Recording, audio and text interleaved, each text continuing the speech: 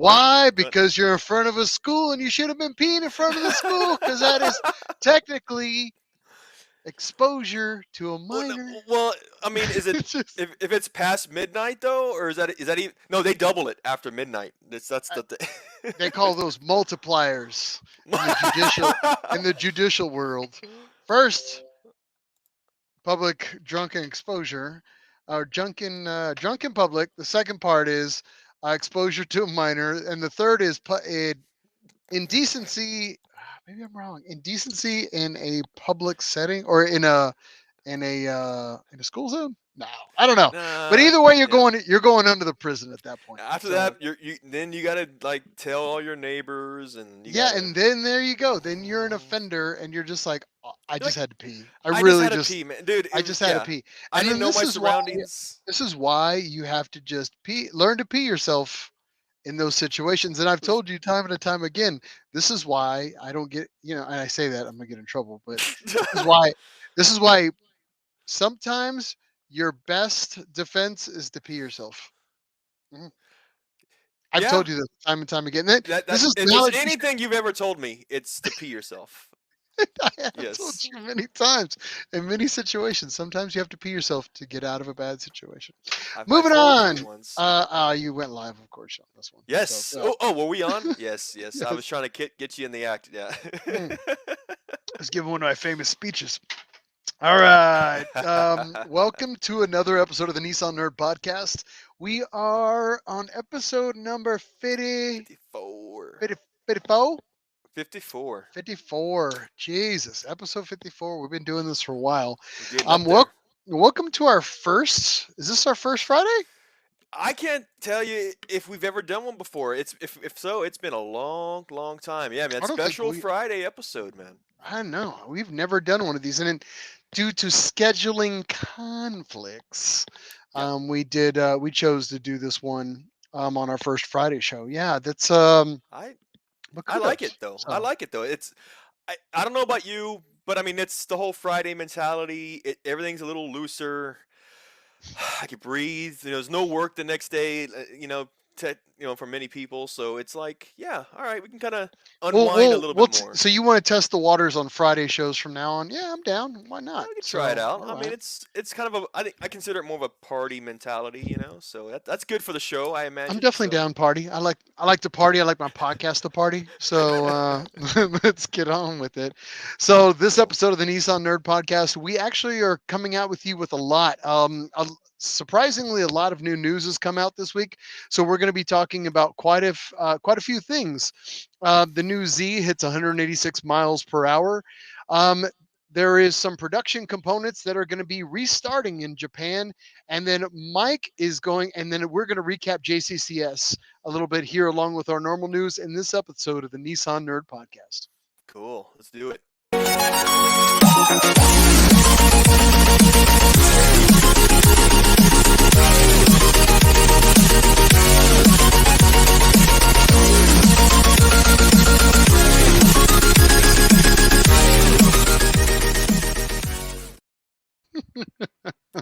We got to change out our images because it's still me doing that beatbox, like on Yes, episode, God knows whatever that was, that like was 20 one of the something. first ones because I was just Uh, trying to get something that looked funny. And ta- uh, we've got to we've got to get ourselves to be outrageous more often, so we have more footage for the no, that well, type of thing.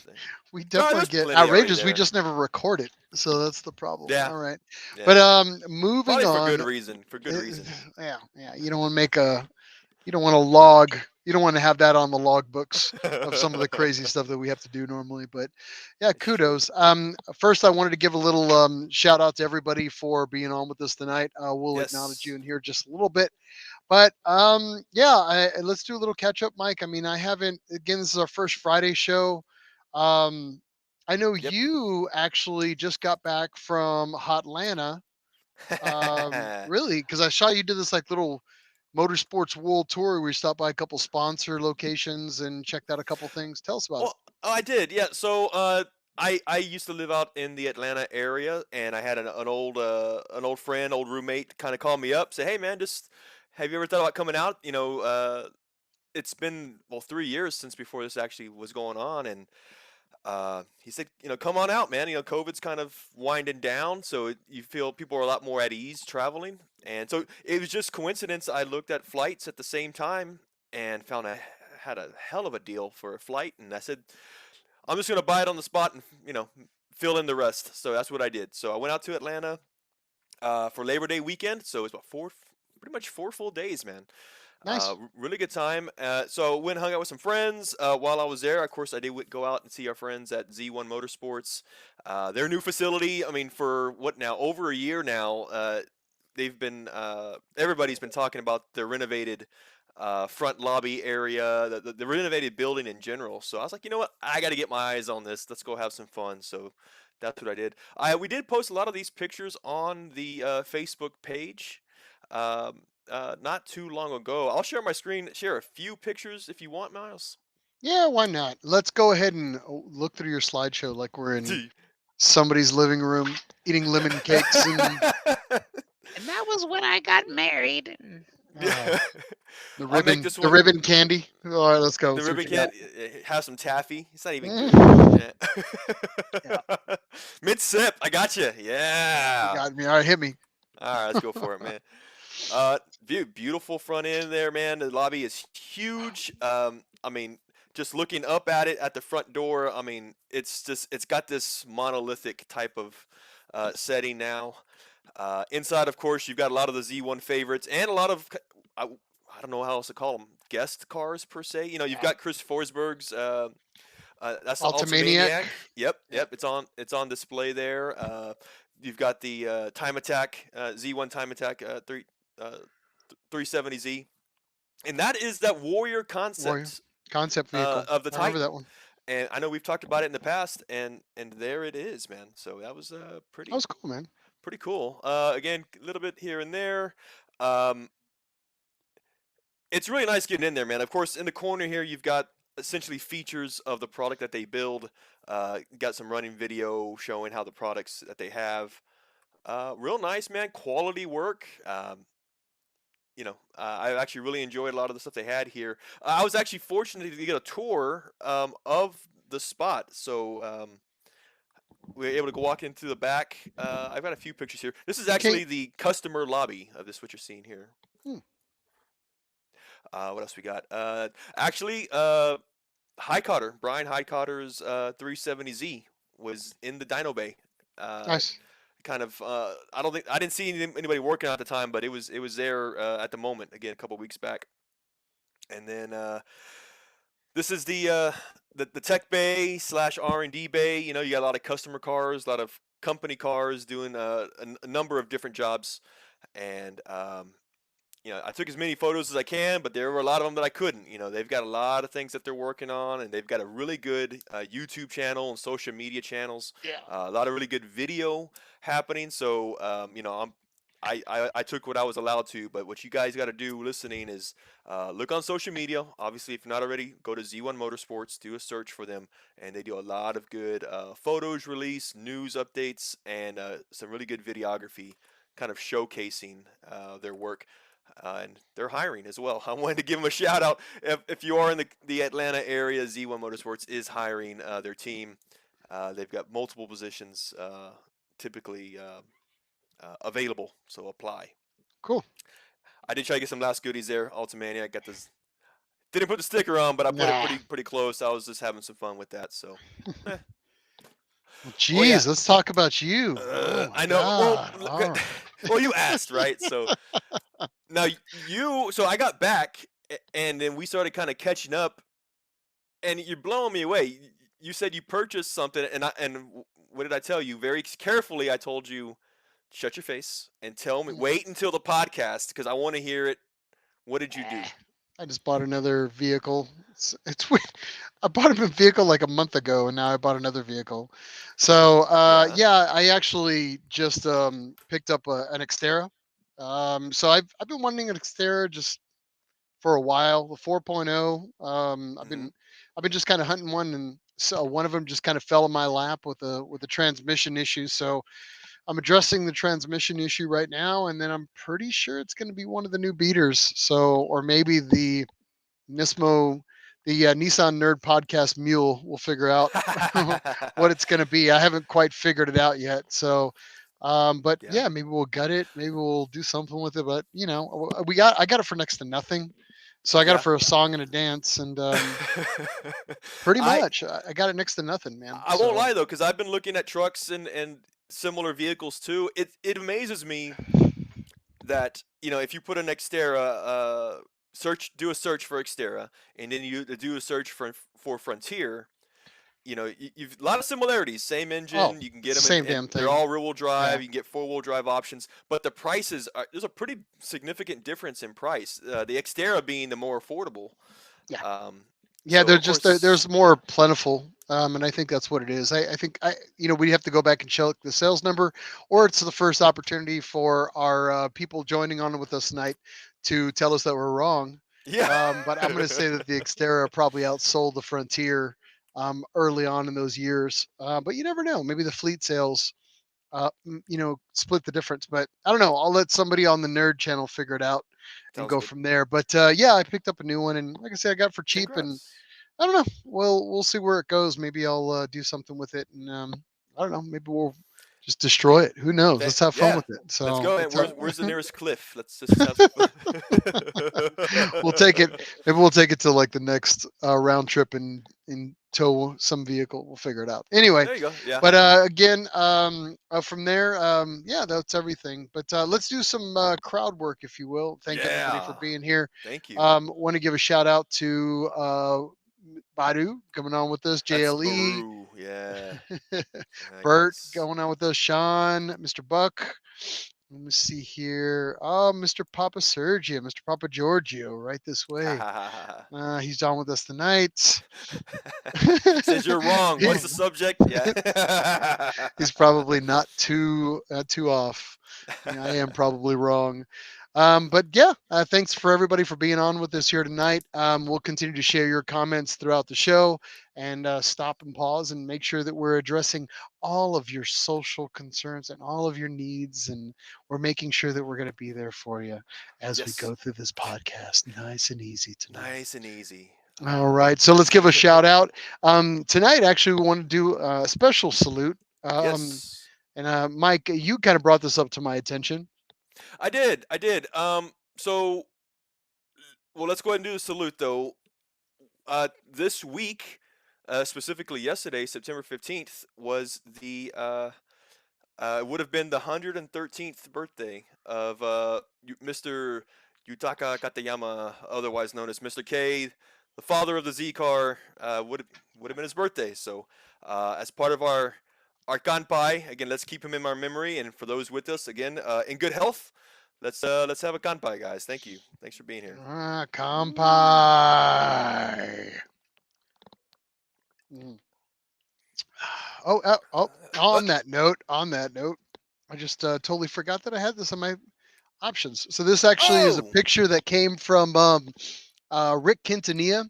Hmm. He's a good friend of the show, also known as Halo Z on old moderator sites or sites when you used to have an avatar when that was a thing on forums.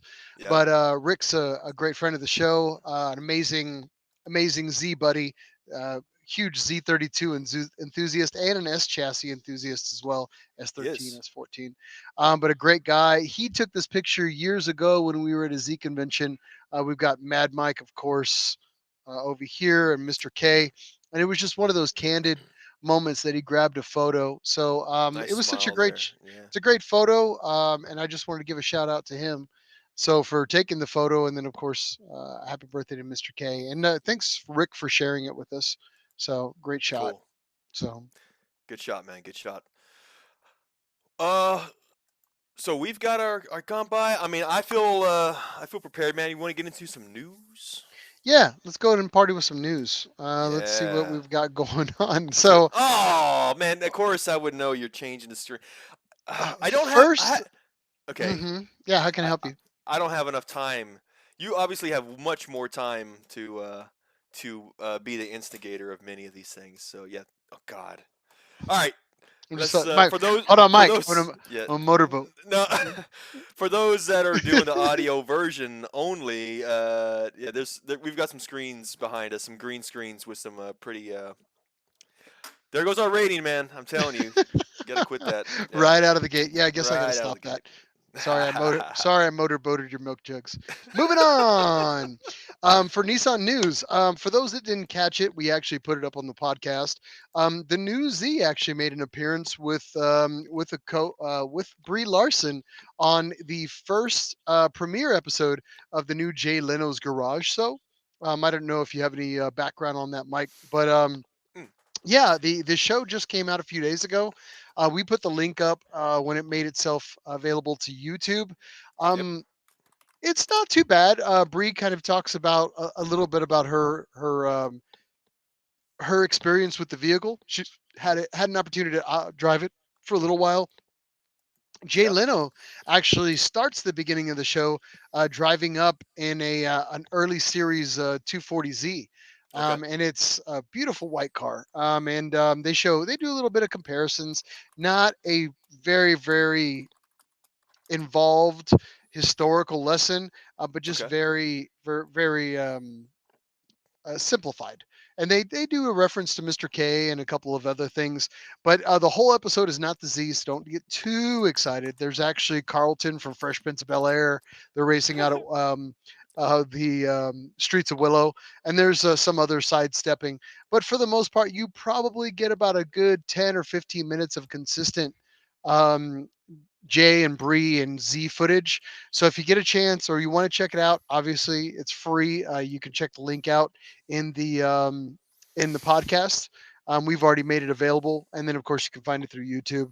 But I love the fact that the Z's making its debut all through these social media sites and TV shows, and I just think we're going to see more and more now that there's more availability out there. So we'll continue to monitor those, maybe show you some more Z sightings as we've been doing for the last 2 years, and so we'll continue to kind of let you know what's happening with that. it's But if funny. you want to check it out, it's there. So It's funny you mentioned that though too. I did have a Facebook memory this week, uh, with the Z Proto when the it was Z the Proto was shadow, first. right? Yeah, it Yes. was the No. I'm yeah. talking about when they actually put it on the showroom We floor were and live. We yes, we we, we went live. that was 2 years ago this week as well. They did that I on told you we've the been week of talking Mr. about K's this birthday. Yeah. forever, and we know every nerdy detail about this car, how every little piece of information was dropped every month. And guess what? We're not going to talk about it because guess what? I'm on episode 54. We probably talked about that car back in episode 10. So guess what? Right, Go right. back and watch it. It's called beating a So dead horse, but I mean, I still it's still entertaining. But I mean, yeah.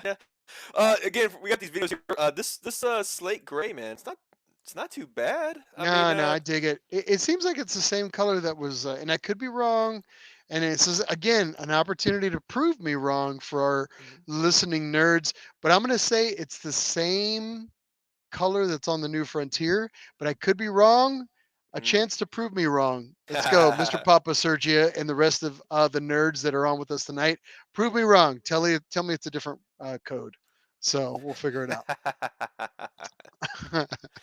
But yeah, that came out here recently. So if you get a chance, check it out. I thought it was a cool episode. Now you also had some new Z news that came out. Oh, I know recently we've been talking a little bit about modifications now that the Z's are hitting the street and people are getting them, Yes. and vendors are starting to get them. Last time we talked about dyno numbers. This time we got a little bit of different information. What do you got? Well, yeah.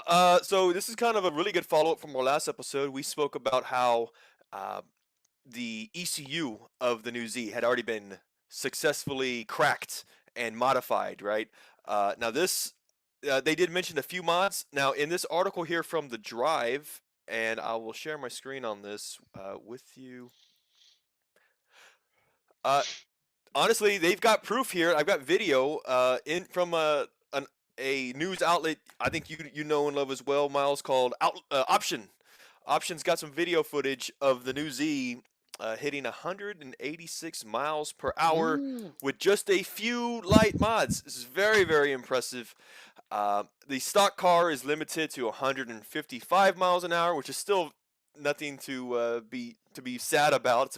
It's faster than what anybody needs really. But now we can go even faster, and this article kind of summarizes what they were doing. I'll let this video run in the background here, and it's actually 28 minutes. So we actually had a really cool. I spy with my little eye. And Yes. for those that don't know, hold on, give me a pause there for 2 seconds. I want to talk about something. So for those that don't know who's well, obviously that's you stole my thunder there. You stopped on the man I was going to talk about a little bit. But for those that have not historically watched the option videos, those are kind of like old school Bible for really big car nerds like JDM or Japanese car nerds. UpRev magazines were what we pretty much had available to us. We're talking like pre Fast and Furious days, Yeah. right? So UpRev, the option or the JDM. Oh my God, and I sound like such a Hot dork, but version or no. hot Which one's something? versions. The Okay. yeah, and the option. We're talking VHS tapes. Like that's how far Yes. this stuff goes back. But Yeah. if you get an opportunity, the gentleman who's actually in the helmet, and I don't even have to know.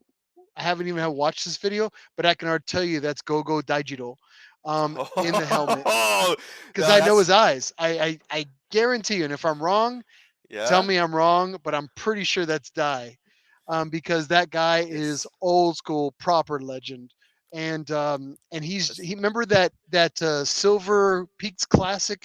We're talking years, and I'm really challenging some nerds on this one. The I want to say Silver Peak Classic. He rolled that 350Z that was top end. Remember that one? Years and ah years ago. We're probably talking this had to ah be 2004, 2005. man, I Again, another was opportunity for somebody to prove me wrong because I yeah. don't have all my details. I'm going to put an asterisk there for somebody to fill in the data. But he has been he's a racing legend. He Yeah. really is. He's up there with like Smokey Nagata and those guys. And but to see that he's in this video, Yes. just all all authenticity and legend. Just go ahead and hit that video and let it run in the background. Not a But tell me problem, man. more about it, Okay. because yeah, I would be excited if I was to Murson too as well, just being Ex- around Die. yeah. And so the article was saying how Tamuro-san was involved, let's say unofficially, with Greddy. Greddy, the car that they're guess I want to say there's some sort of collaboration with Greddy and some of their modified parts. And this is where they were already looking at the top speed of this car. As they Again, should. Yeah. I've got a few parts here. They were saying, of course, the exhaust. They're saying the exhaust system alone provides you with just over 10 horsepower. They did not specify whether that was at the wheel or at the engine. They Well, I said, mean, yeah, let's talk a little bit. Give me a pause real quick. sure. So I want to talk about something here just for a pause. And we've been saying this for a while. And we talked about this when we were talking about the modifications and the rigidity specifically. I don't know how many episodes that was back, Mm-hmm. but we talked a little bit about the exhaust. Like everybody's like, Nissan specifically is making an exhaust that's because why? Because they're catering to the type of people that are going to buy it. They Yes. know that those people that buy that car, one of the absolute first things they're going to do is they're Yeah. going to go out and hunt for an exhaust. They're going to Yep. change out wheels. They're going to change out those little details, air intakes. So they're not Yeah. investing crucial amounts of money in the development of those parts. So Yeah. they're giving you an okay product. But Yeah. that's why I feel like this. I feel like the fact that we're covering this for news and the fact that you're seeing this Yeah. difference in horsepower from just a part from part change out is Yeah. so significant because Nissan knew where to put the development in this Yeah. vehicle. Anyway, Well, on that, hit it. no. Yes. And so I actually want to add a note about that too, which I thought was very smart on Tomuro-san's behalf. You're right. Not as much money was invested in the exhaust because, right, we know that majority of enthusiasts, that's what one of the exhaust is one of the first things that's going to go be upgraded. Um, the other cool thing about it though too is that he knows how much horsepower is going to be unlocked unlocked with this new exhaust. And so he kind of leaves it to the enthusiasts to have that. Um, what would you call it? That feeling that you get when you put a part on yourself or you have it done, and it's like, oh, I did this. This is more than the factory. I'm achieving more horsepower than the factory, and there's a feeling that goes with that. And I feel like he kind of it was intentional. I think that's also an aspect of it, of actually giving the enthusiast. It kind of makes the enthusiasts have more ownership in the car as well. It's not just a plug and play. They're letting you mess around. They know what you're going to play with, and so they will let you. Uh, This has to be a yeah. Grady Z. This has to be a Grady purchase Yes. Z. Yes. It has to be. There's an Which because ink you and put they've there. always worked with Nissan has always worked with Grady or Trust in America, if you will, Yeah. for a number of years for product development, all the way back to really early Zs. And so to see them out there and actually putting out a Z, I love it. I've always loved the Grady Zs, and I've always loved Grady. Yeah. Products. I mean, Very it's good. always been quality if you, as long as you're getting the good stuff. So not the Chinese ripoff. So which there are, which they do exist. But yeah, look at them. They're doing it. Wait, I'm trying to pause it right at where he's at. Okay, we Oh, get. 300. Hit 300. Oh, Yeah, he hit 301 there for a second, though. Anyway, again, these number of combinations that Grady is doing their research on at the same time. One of the other mentions was a increase in boost, and they were saying that there's 473 horses that they've recorded. I want to say at the wheel. Actually, that's what they didn't specify, whether that was at the engine or at the wheel.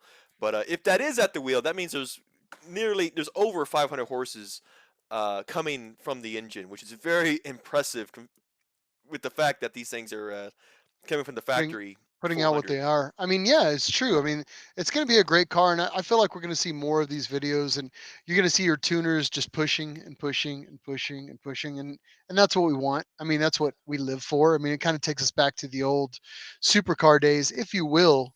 Yep. Let's see the reaction from Tamura-san. Now he knows. He knows. He might act surprised. He already knows.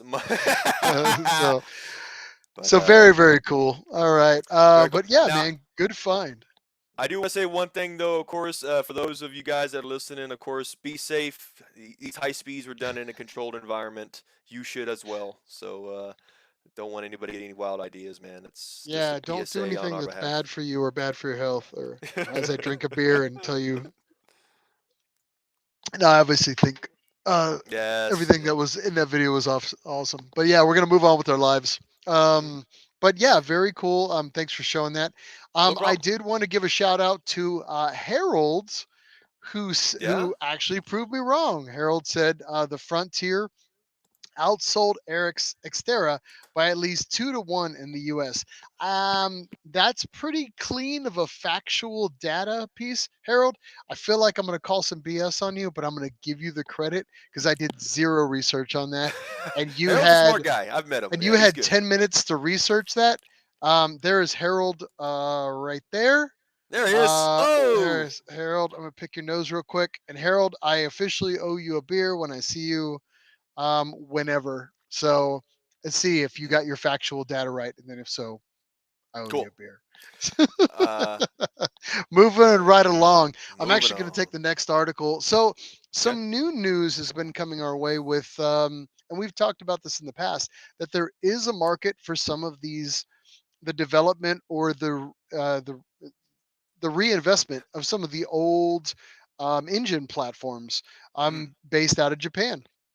So we saw this all, and we talked about this again prior articles or prior episodes where we were talking about Nissan was reinvesting in producing RB heads, some of the RB parts that were coming about, but there is yeah. new news in the way of SRs. So the SR was just kind of a rumor there that anything was going to be reproduced until now.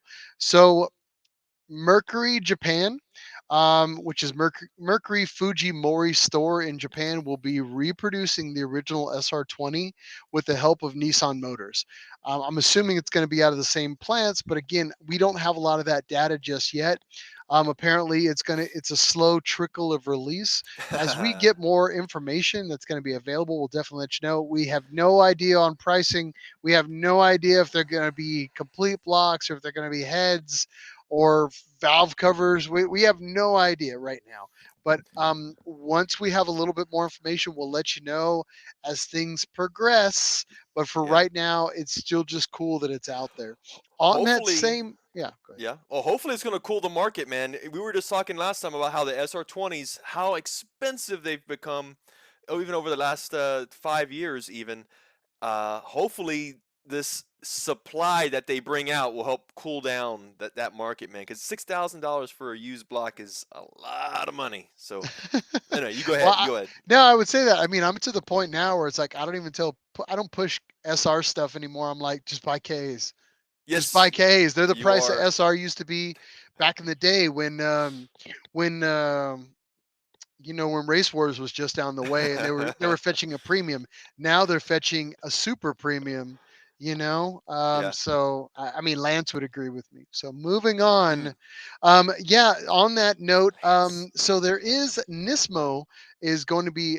We kind of knew this or heard this, but Nismo is apparently officially going to be restarting some production of some of the R34 GTR components.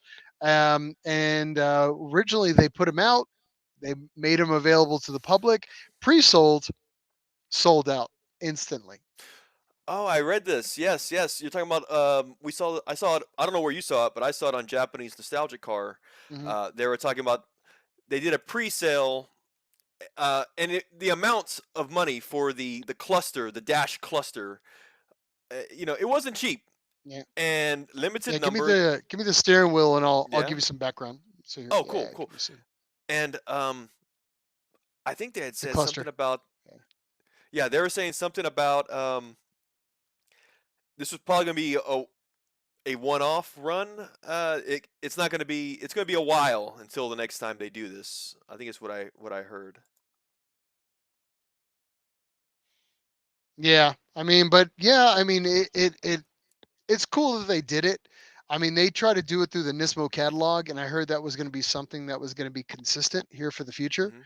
Yeah. So we'll see how it goes. I know things are kind of changing up internally within Nismo Japan and Nismo USA. Uh, Let's hope that that continues on right now. I feel like, and and maybe I'm making excuses, but I know Nissan was really focused on getting all the development out for the new vehicles, getting vehicles to market with everything with chip shortages that was recently going on. So for them to kind of say, hey, we got a lot of other stuff going on, we'll worry about pushing out this old product or redeveloping this old product when we can, but right now we need to get some production done. So I feel like that's what's happening, and now they're saying, hey, we're not listening to you, but just right now we need to focus on what's priority right now. gotcha. So very very cool stuff. But yeah, it was kind of nice that they kind of acknowledged that. So to kind of see the SR and the RB happen at the same time, very cool stuff. So but yeah, Cool. I just thought those out there that are dying for those engines to have a taste of the JDM, guess what? Hmm. There's the best news I can give you right now at this time. Now, Cool. Mike, you in the way of the EV, you had some new updated data that you want to kind of share, right? I do. I do. Let's jump into it. I wanted to share an article. I'll go ahead and. Bert, what Bert said before we go on, Okay. he said, "Don't need any chips for heritage parts manufacturing." Damn, Ooh, Bert, that's why, good. That's why you good. getting? Damn, The truth brutal. hurts sometimes. Yeah. Yeah. How's it go? I heard a phrase once. He goes, "Go ahead." Don't be such a Karen when it comes to getting your JDM parts, Ah. Bert. All right, we love you. They All said. right, slow your roll, homie. Slow your roll. All right. I've heard a saying that says, "The truth is like poetry. No one likes poetry."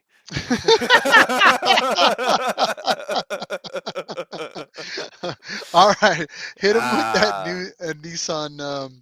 EV news that we're dying to hear. Let's go for it. This is actually coming from the Nissan news outlets. Essentially, the only article this episode that comes from Nissan itself.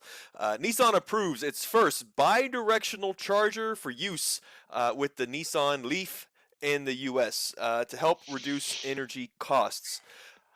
Um, they're saying here that Nissan is working with a company called Fermata Energy, and they are a vehicle to grid services provider.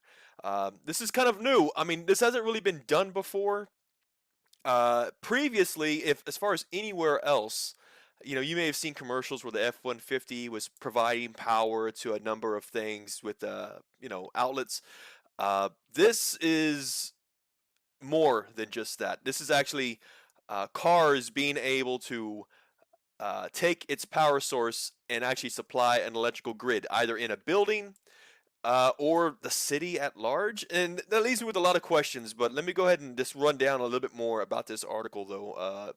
First, this feature that Nissan is building and developing will not void Nissan's battery warranty. This works for all Nissan Leafs essentially from 2013 to current. And this is the only fully electric passenger vehicle in the U.S. market that can supply energy to power grids. They're saying in this article that at this concept or this idea, it's ideal for companies with fleet vehicles. And they're saying that uh, they the fleet companies can draw power from the cars during high demand periods and essentially high peak charging periods, where hopefully to reduce their costs as a whole. It's a very creative idea. Um, I'm curious to see how it works out. I want to see it go pretty well though. What do they say here? This is part of Nissan's Ambition 2030 plan. This is actually a really cool phrase they said. Nissan is exploring additional opportunities in the vehicle to everything market. They call it V2X, including residential applications. V2X, they're calling vehicle to everything market. That's a whole new market. They're talking about a variety of ways, hardware, software, whatever it may be, to take power from a car and apply it to a number of situations that could happen. I see this actually being very, very cool with like disaster relief efforts. If you're in an area that has no power and you want to power some sort of temporary housing or whatever it may be, just plugging into a car that came from a different area is that, that's I mean that was never Okay, done so before. let's be realistic. Okay. What's going to happen in this situation? Okay. I'm driving my Leaf. I get a call from you who just had a storm. I got no power, homie. Can you come by my house and charge up my house for 2 hours so I can brush my teeth and take care of my incidentals and cook my food? All right, Mike, I'll hook you up. So I drive by your house, I charge up your juice, Yeah. I make your life better for you. And then on my way home, I happen to pass a really cute girl. She's also without this power. I'm like, you know what? I understand you need to charge your phone because you need to take your selfies. I got you. Plug it into the front of my Leaf. Yeah. I'm gonna juice her world too as well. Okay.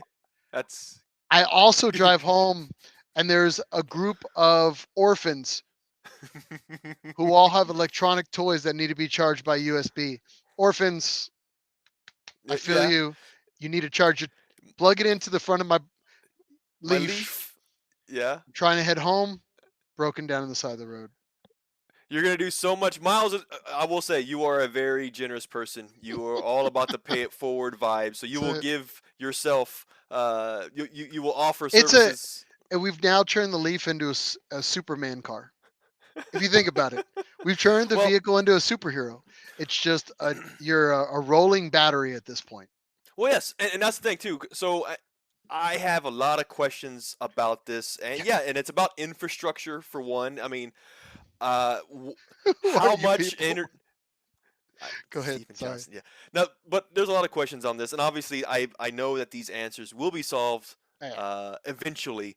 But yeah, how much power? So let's say you've got a fully charged Leaf. How much of a house can you charge, and for how long? Like, what is the equivalent? You start getting into numbers. I don't I know don't know. how long can I heat up Mike's bathwater? I mean, let's talk about that. Ha, You know what I mean? Let's oh let's God, let's be realistic here. You this is a know, Friday for you, man. You're going off the wall, man. I'm swinging wild. I'm swinging wild. But yeah, I don't How know. many ramen dinners can you heat up with a Leaf? With a Leaf, how many yeah, yeah. how many single man Hunger Man dinners can you hook up? How many But microwave dinners can you heat let's up, talk man? about this in what I understand. Hungry Man dinners, 20 minutes, Yeah. get in, 375. So I'm just all right. Moving on with their lives. Anyway, But again, what I but wanted to but really it kind of is but it is emphasize, pretty yeah, cool though. Yeah, yes, it's cool to know that the options for directional usage is there, and I get it. It's just I don't, the infrastructure and the market just may not have addressed themselves or shown or peeked its head out just yet, yeah, but it's a cool option, but the usage factor yeah. maybe just hasn't made its way. I mean, me personally It's as an insurance person who mhm. does occasional cat duty from time to time, catastrophe duty, Ah, I have to arrive to a location. Sometimes you get to people and literally there's 100 people standing in a parking lot needing to mhm, call family members or something. And guess what? mhm. Sometimes we make our generators available to them because we don't care if there are insureds or not. We're there to help the community, and that's what it's all about. But Yeah, if we can do that with some of our vehicles and then yeah, recover energy into them at a later time, I mean, to me, that's kind of a win, but that's my setting, that's my world, that's how yeah. I would utilize it in my profession. But cool Either stuff. way, it's making acts of kindness like you're talking about much more simple and frictionless. It's Well, going to be that's much why. more convenient to do it, and That, it's going to be a very nice thing. I think it's an emerging market as well, and obviously in this article, Nissan's saying that they're on top of it. They're yeah, coming up with ideas to really take advantage of and, this. and that's why I said it's like it's a potential superhero car at that point if you make the option available. And yeah, we can turn our nose up to it, but when Mhm. you need that help, when you need that juice, when you're that cute girl broken down on the side of the road, or God, you're Mike D who needs a Hungry Man popped, and that's the only food source that he has. We will be there with that leaf to make that life happen for you. So oh yeah, kudos to Nissan for taking a swing at it and potentially coming up with some cool ideas. Yeah. So, very on that cool. news, let's talking about juice. Yeah, you And had a battery article as well, didn't you? well, we have crabs, um, What? crab shells. Sorry, Crap. I had a burp there a little second.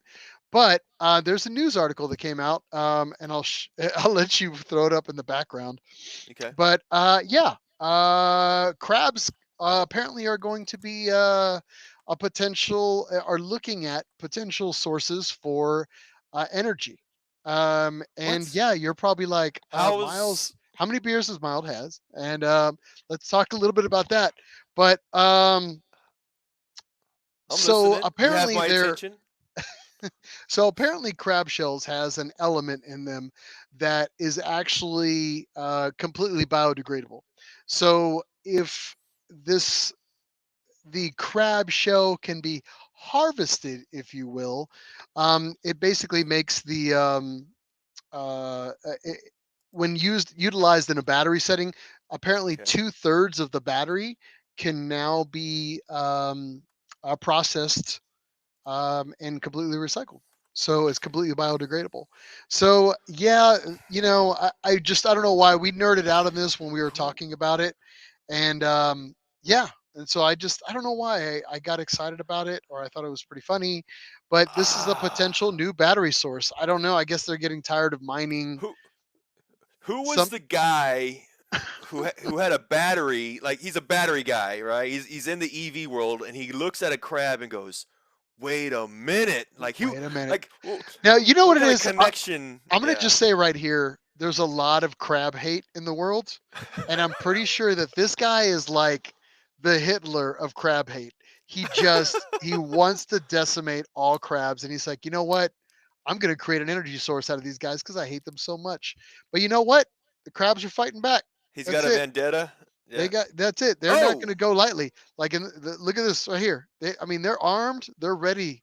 They're ready to defend themselves to the T. wow. That's it. Crabs are not going easy. Crab fight. They So we'll got a see knife how on him. this plays out, and Yeah. we'll let you know. We'll see if we can get crab spokesman in here, and see how this is going to play out a, overall. a crab activist. A Harold did crab. say that crab activist.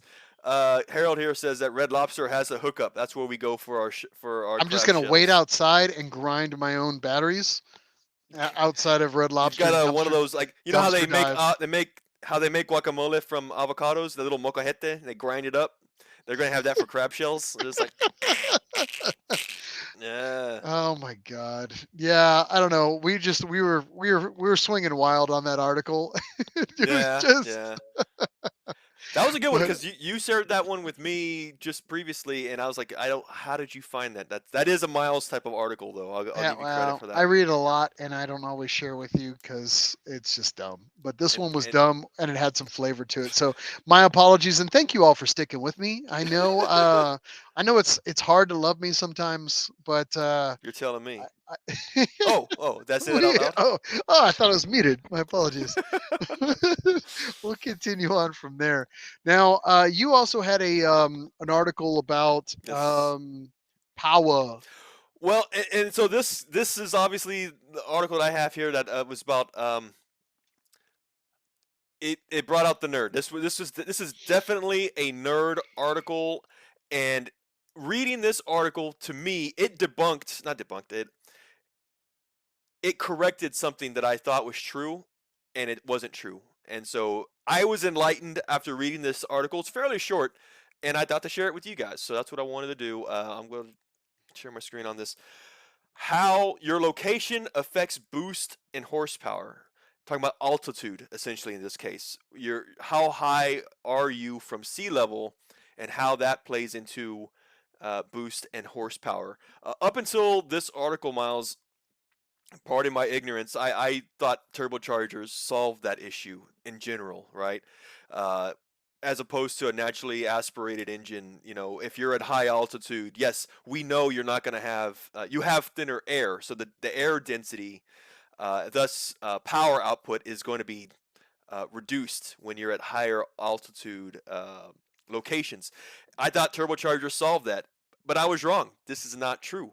And so I'll go ahead and talk about this. Came from an article from sonictuned.com. They seem to be a tuning shop. Uh, the tuner had this article talking about how a lot of his customers in high altitude locations. So, for example, what would you call Denver? I think probably areas, Utah area. When they're talking about 6,000 feet above sea level, their customers were kind of complaining to a point of complaining, saying that why am I not getting enough power, or why am I not getting as much as I thought I would? And so this is what he explains here, though. He's saying essentially the performance is, let's say here, at sea level. Now we're getting into some numbers, okay, Miles? At sea level, air pressure air pressure, which is 1 bar, is at 14.5 psi. That's at sea level. And as you get higher, that number becomes reduced. So in his example here, he says that at 6,400 feet above sea level, it's what he calls it becomes a decimal of bar, which in this case 0.627 bar. The higher you go, you're getting just a percentage of what 1 bar is. He uses a really good keyword called density altitude, and he's saying that uh, even in turbocharger applications, you do have a shortage of power. He says here, if a tuner targets 18 pounds of boost, let's just say 18 pounds of boost. I'm sorry, my fault. Again, this is what makes it hard to explain to you, but it's so helpful, man. If you're at sea level and you're at 1 bar, Go ahead. that's right, and then you're at altitude and you're at 0.6 bar. Uh, Essentially, that affects how you tune the car as well. You're saying that if you're at sea level and you target 18, your target is 18 psi. If you still have that same target of 18 psi at a higher altitude, in reality, it's less than 18 psi. It's probably closer to 12 psi. It has to do with the way the ECU calibrates for elevation. It's like this ECU has an algorithm that calibrates for elevation, and it's really what uh, reduces the power in this thing. The big limitation, no matter what, in all this, is that stock turbos can only spin so fast. As a tuner, what he could do is, increase boost, but at a certain point, you start to get overspinning and of the RPMs on the turbocharger, and essentially, the turbocharger is going to want to detonate itself, and you don't want that. There's a limitation of RPMs, which is right around 250,000 RPMs. He says the solution for a lot of this is to get aftermarket turbos that spin faster than your OEM turbos, and they will make up for what he calls the boost deficit. And at that point, from a tuning perspective, he can turn off this elevation calculation. So what he's explaining though is that if you've got stock turbos and you're in high elevation, if you really want more power, you're going to have to go with larger turbos. Are you okay over there? Sorry. Oh my God, you out nerded me this episode. I Did don't think I? I don't think you've ever gone as nerdy except into this. Literally, you out nerded me this time. And What do I yeah, win? What do I win? my respects. Ah! Race for And pinks, punk. All right. Let's let's let's get into check. some questions. Anybody? Let's do some Anybody crowd have work, any man. nerdy Yeah. questions to please challenge Mike? It's like, oh my God. Bueller, anybody? Bueller? Let me Bueller. see here. Let's see. What do you got? What do you Let's got? talk. Everybody wants to talk crabs. They don't want to talk your BS numbers about your elevation changes and your thicker and thicker and thinners. I know you like the thickers. All right, Steve Johnson, thinner and thicker at the same time. That's how I roll. Maybe. I think maybe I got my words wrong, but yeah.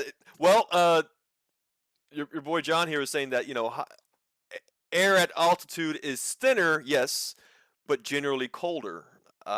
Which it's still. I think the net improvement, the net difference between altitude and temperature. Again, you want to talk about altitude, the equation, the PV equals nRT. I'm not. That's a whole other subject, but that's essentially It's a calculation between uh, temperature, humidity, elevation. It really has to do with power on this one too. You're ditching my. You're bringing down the vibe in my boom boom hour. All right, all right.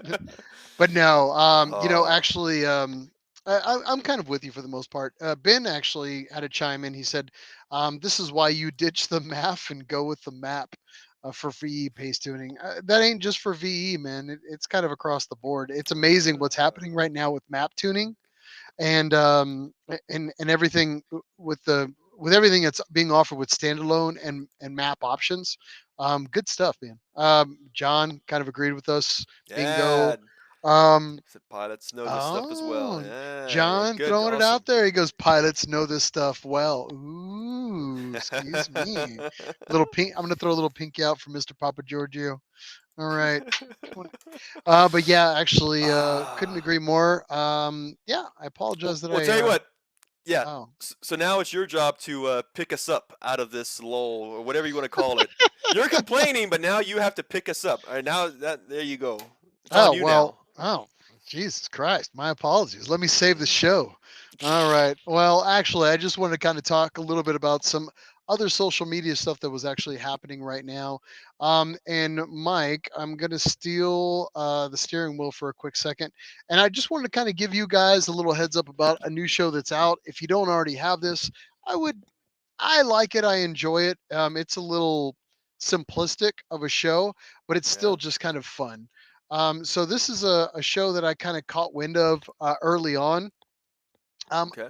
I actually knew about it before it pretty much came live on Motor Trend or really kind of I was monitoring it because I heard through the grapevine that they were going to be shooting a show around Albuquerque. Oh, And it was based out of a shop that was there, and it was like a friend of a friend, and they couldn't really talk too much about it. So I knew that something was coming. I just didn't know if it was going to get the green light. Apparently, this is a brand new show that just came out through Motor Trend. You can check it out now if you've got a Motor Trend subscription, or you want to try to find some of the episodes through YouTube. Now, on that note, we are a Nissan based community show here on the podcast. Runs good for the most part. They're drifters and tuners for the most part. And what they're doing is essentially in these shows is they take somebody else's busted up project that couldn't finish it, and then they finish the project for them. Really, and that's it's like the whole. overhauling. Is it kind of like a? Yeah, but it's very much on a budget. Sometimes it's just fun. It's most of the time it's just really it's kind of like if we finish somebody else's project. It's at that level of just simplicity, and they're just having fun with it. A lot of Okay. complaining, a lot of joking, and it's really just fun. It's like Okay. it's really just one big treehouse episode or treehouse kind of setting, like just a bunch of guys in the garage. It kind of takes me back to when I was younger.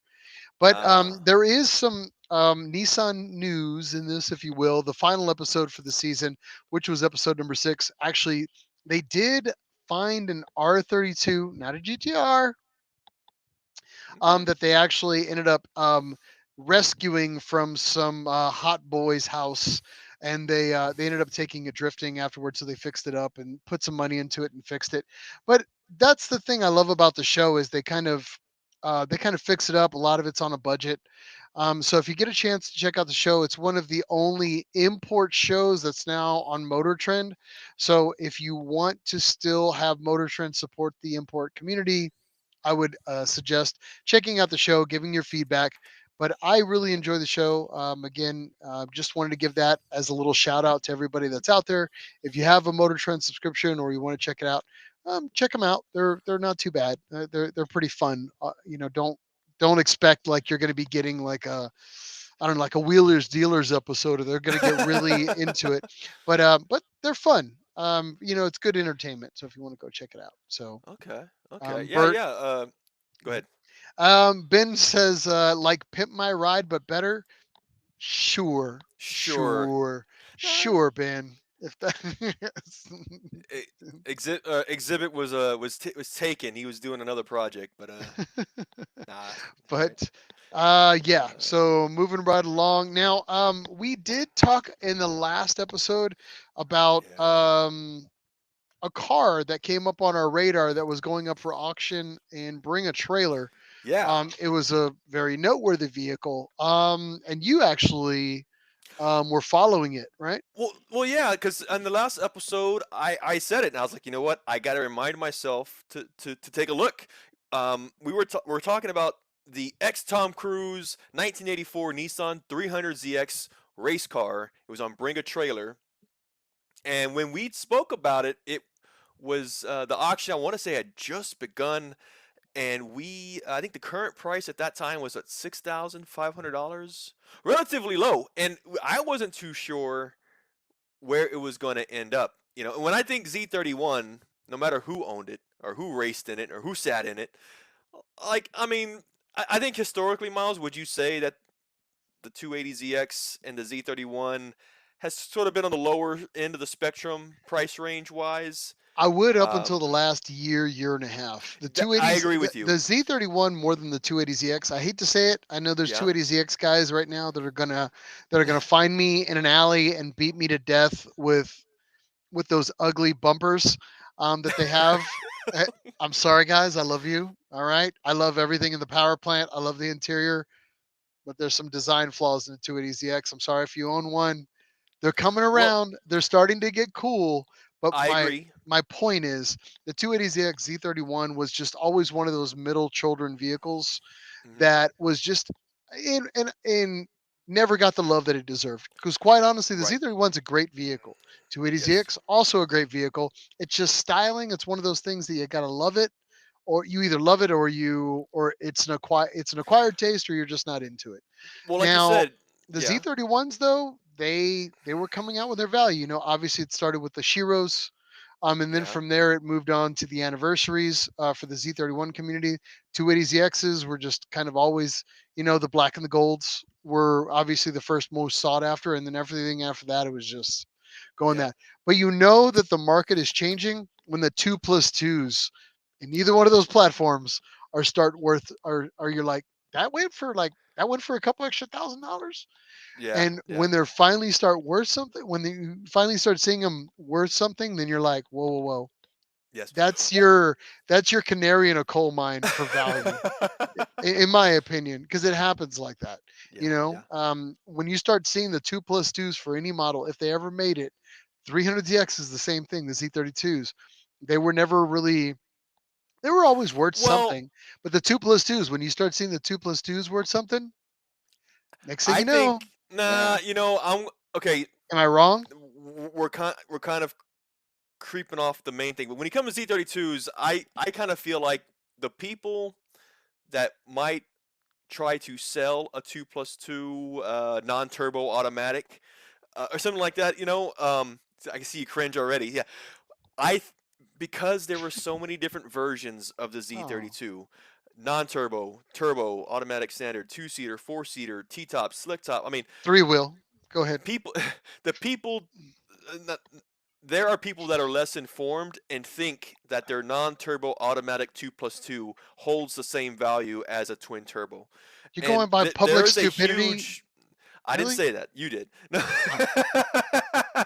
There's a wide. There's a spectrum of high to low convertible as well. Yeah, John had just chimed in on that as well. There are so many different versions of the Z32 that for those who aren't informed, Hmm. they think that the car that's on the lower end of the spectrum actually Is it, qualifies as some of the higher end. you mean my two Yeah. plus two is the same thing as that twin turbo thing you got going on right there? Yeah. Oh, All right, so moving anyway, along, what I'm we're we're here's the we're thing. we're shifting focus, and my Yeah. apologies. I'm good at Yes. that. I'm good Yes, at you shifting are. focus. But yeah. So originally we talked about this vehicle on Bring a Yes. Trailer, and it went up for auction. And obviously we're talking. And if you listen to our last episode, we talked about the Tom Cruise Z31. It was actually to their benefit. It was actually a fully restored vehicle. Yes. There was a couple little aspects on it that were a little hot boyish, but for the most part, it was a fully restored vehicle to the best of our knowledge. Yes. Now, here's the fun part. We kind of took bets on what we thought it was going to be as far as a total sell amount.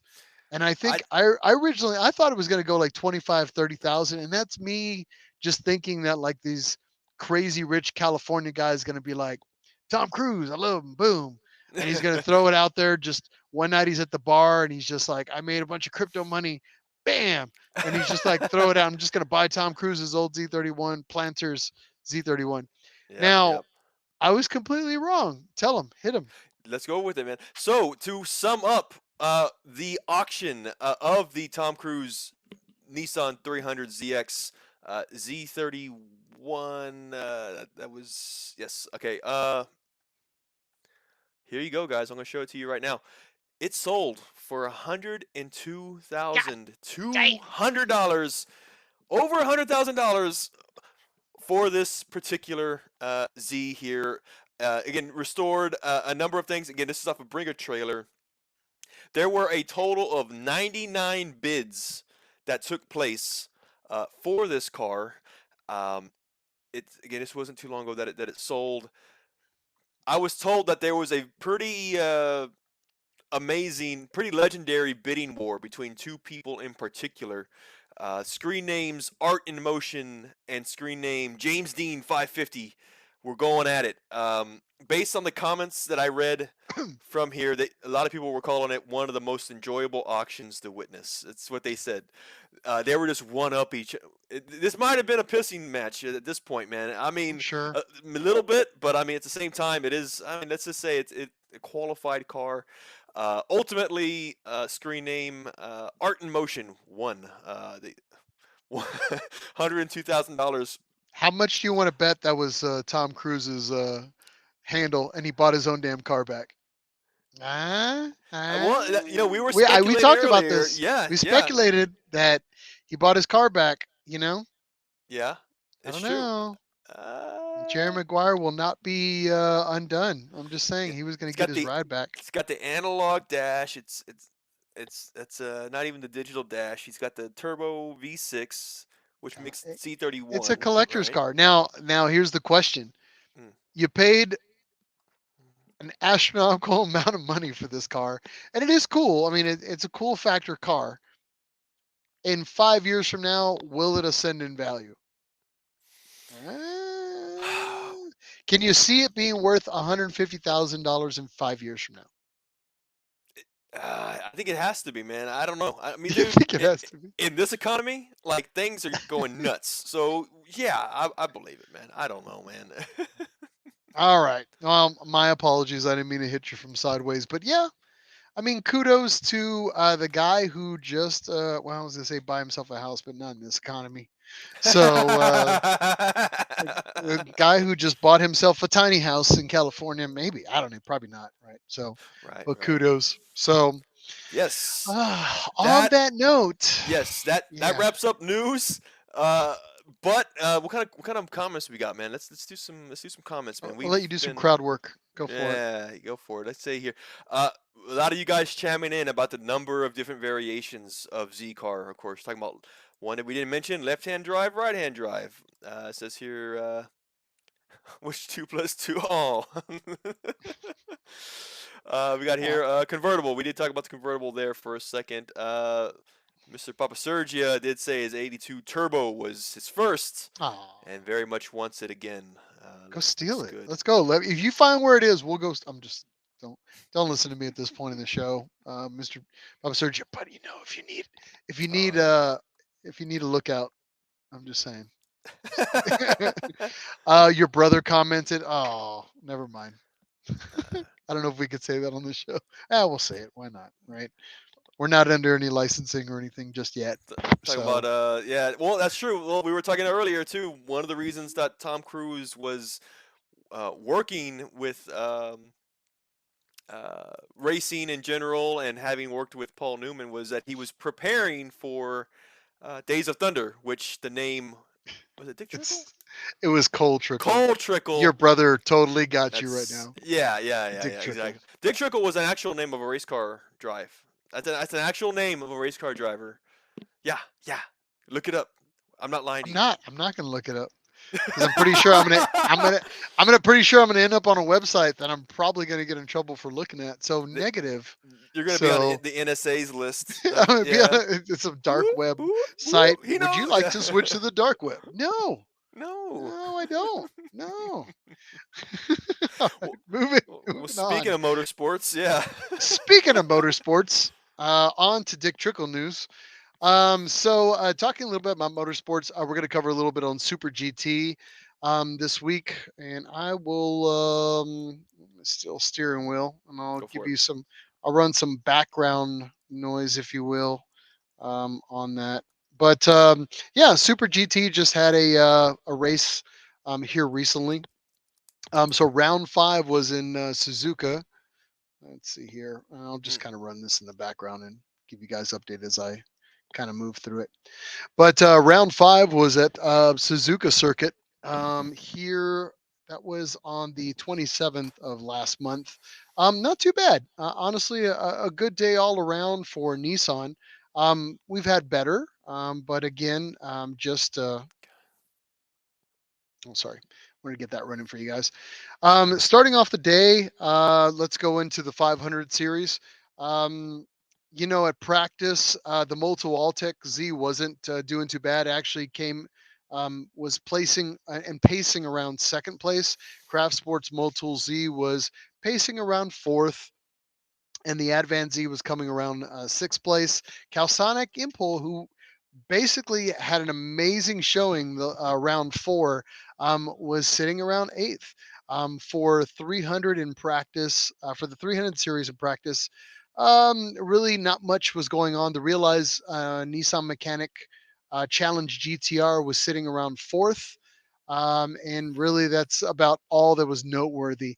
As the day went on the 27th for qualifying, the Motul Autech Z actually sat up the top of the pole mm, um, within a few seconds. Of the next leader, there was the NSX, and then the NSXs. There was a Stemo and a Red Bull Motul NSX. And then work our way down in Nissan news, the Advan Z ended up going in second and the sixth place. My apologies. And the Craft Sports Motul Z in ninth. The Calsonic Impulse Z all the way down at the bottom of the list, Oh, what 15th place. This is qualifying, so what it's okay. was it? Oh, qualifying. Okay, okay, gotcha. They just the car wasn't running the way it needed to. It wasn't one of those DNR. They just needed to get the vehicle kind of laid out the right way. Okay. Now on the 300 class, the Gainer GTR ended up taking first in qualifying. In Nissan news, the Realized Nissan Mechanic Challenge GTR slipped a little bit, went down into fourth place. Now on race day, which was Sunday the 28th. We can talk a little bit about the 500 series. Calsonic Impulse Z ended up pulling it out again, taking first place. Now, hell of a run. If you want to go back and check that out, I believe, I don't know if we made that available, but we'll try to make that. But again, from last round to this round, they were doing great. We nothing but excitement that was talking about that series. Now going into the 300 Hmm. class, the Tenax Gator GTR slipped a little bit, ended up taking second. Moving down the line on the 300 class, the Realize went all the way and slipped all the way down into 13th place. Mm. So overall, not a bad racing day. If we can get you past these commercials, I will Hmm. give you a little bit of footage, but we'll continue to move on with coverage for the week as we move forward. Excuse me, coverage for the series as we move forward. Now, round six will actually be this upcoming weekend in Sugo. We've got two more races after that, round seven and round eight. Round seven, Autopolis. Round eight, ending the series in Motegi. So we'll keep you updated as we move forward with the next races here. Other than that, that's everything that I've have for Super GT at this time. Gotcha, man. Gotcha. Okay. So round six, two more rounds to. So round six is this weekend. Two more rounds left for the season. That's correct. Overall, I think Nissan's been doing really good. I mean, I know there was a huge push, especially when the season began, because of the new Z car, Mhm. and I know we were even talking about how the Calsonic car had an amazing win Yeah, that the was that previous was rounds. great to fight all the way back from the back of the pack, Yeah. after having just a hiccup in the middle of the race and then make its way over, Yep. make its way all the way to the back of the front of the pack and then and take that. That was by far that's probably one of the better races I've ever seen in Super GT, probably this year or the last year. It really was, really was a good race. So if you get a chance, I would definitely go check that out. This one was good too as well. But again, I would go check that out.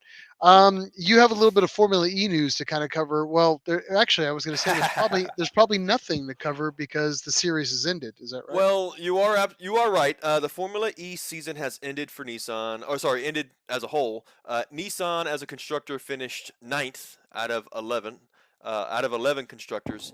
Not much happening in the Formula E world until mid-January. So from now until mid-January, in terms of racing and the Nismo team, Formula E team, there's not going to be much to report. However, the Nismo team typically will have some sort of update or post that is in the off season. Nothing to report here in this 2 weeks, but I'll definitely be continuing my search for new updates for the next season of Formula E. The next season of Formula E is going to be very, very exciting, uh, not only for the league in itself, but also for the Nissan Formula E team as well. We talked about the Gen 3 cars that are coming out that have uh, an increase of power. I think they're 25% faster, they're lighter, they've got dual motors this time, so they're no longer rear wheel drive, they're all wheel drive Formula cars at this point. McLaren is entering the race, and this time McLaren and Nissan they've got a deal. So the McLaren team will be powered by Nissan, which is pretty interesting as well. So you're going to see multiple teams being powered by Nissan, which means we've got more to report here coming in the next seasons. Um, you can see on my So, screen here, or go ahead. oh yeah, go ahead. It's here. You can see on my screen here multiple locations that they're having the races that begin again mid-January, starting in Mexico City.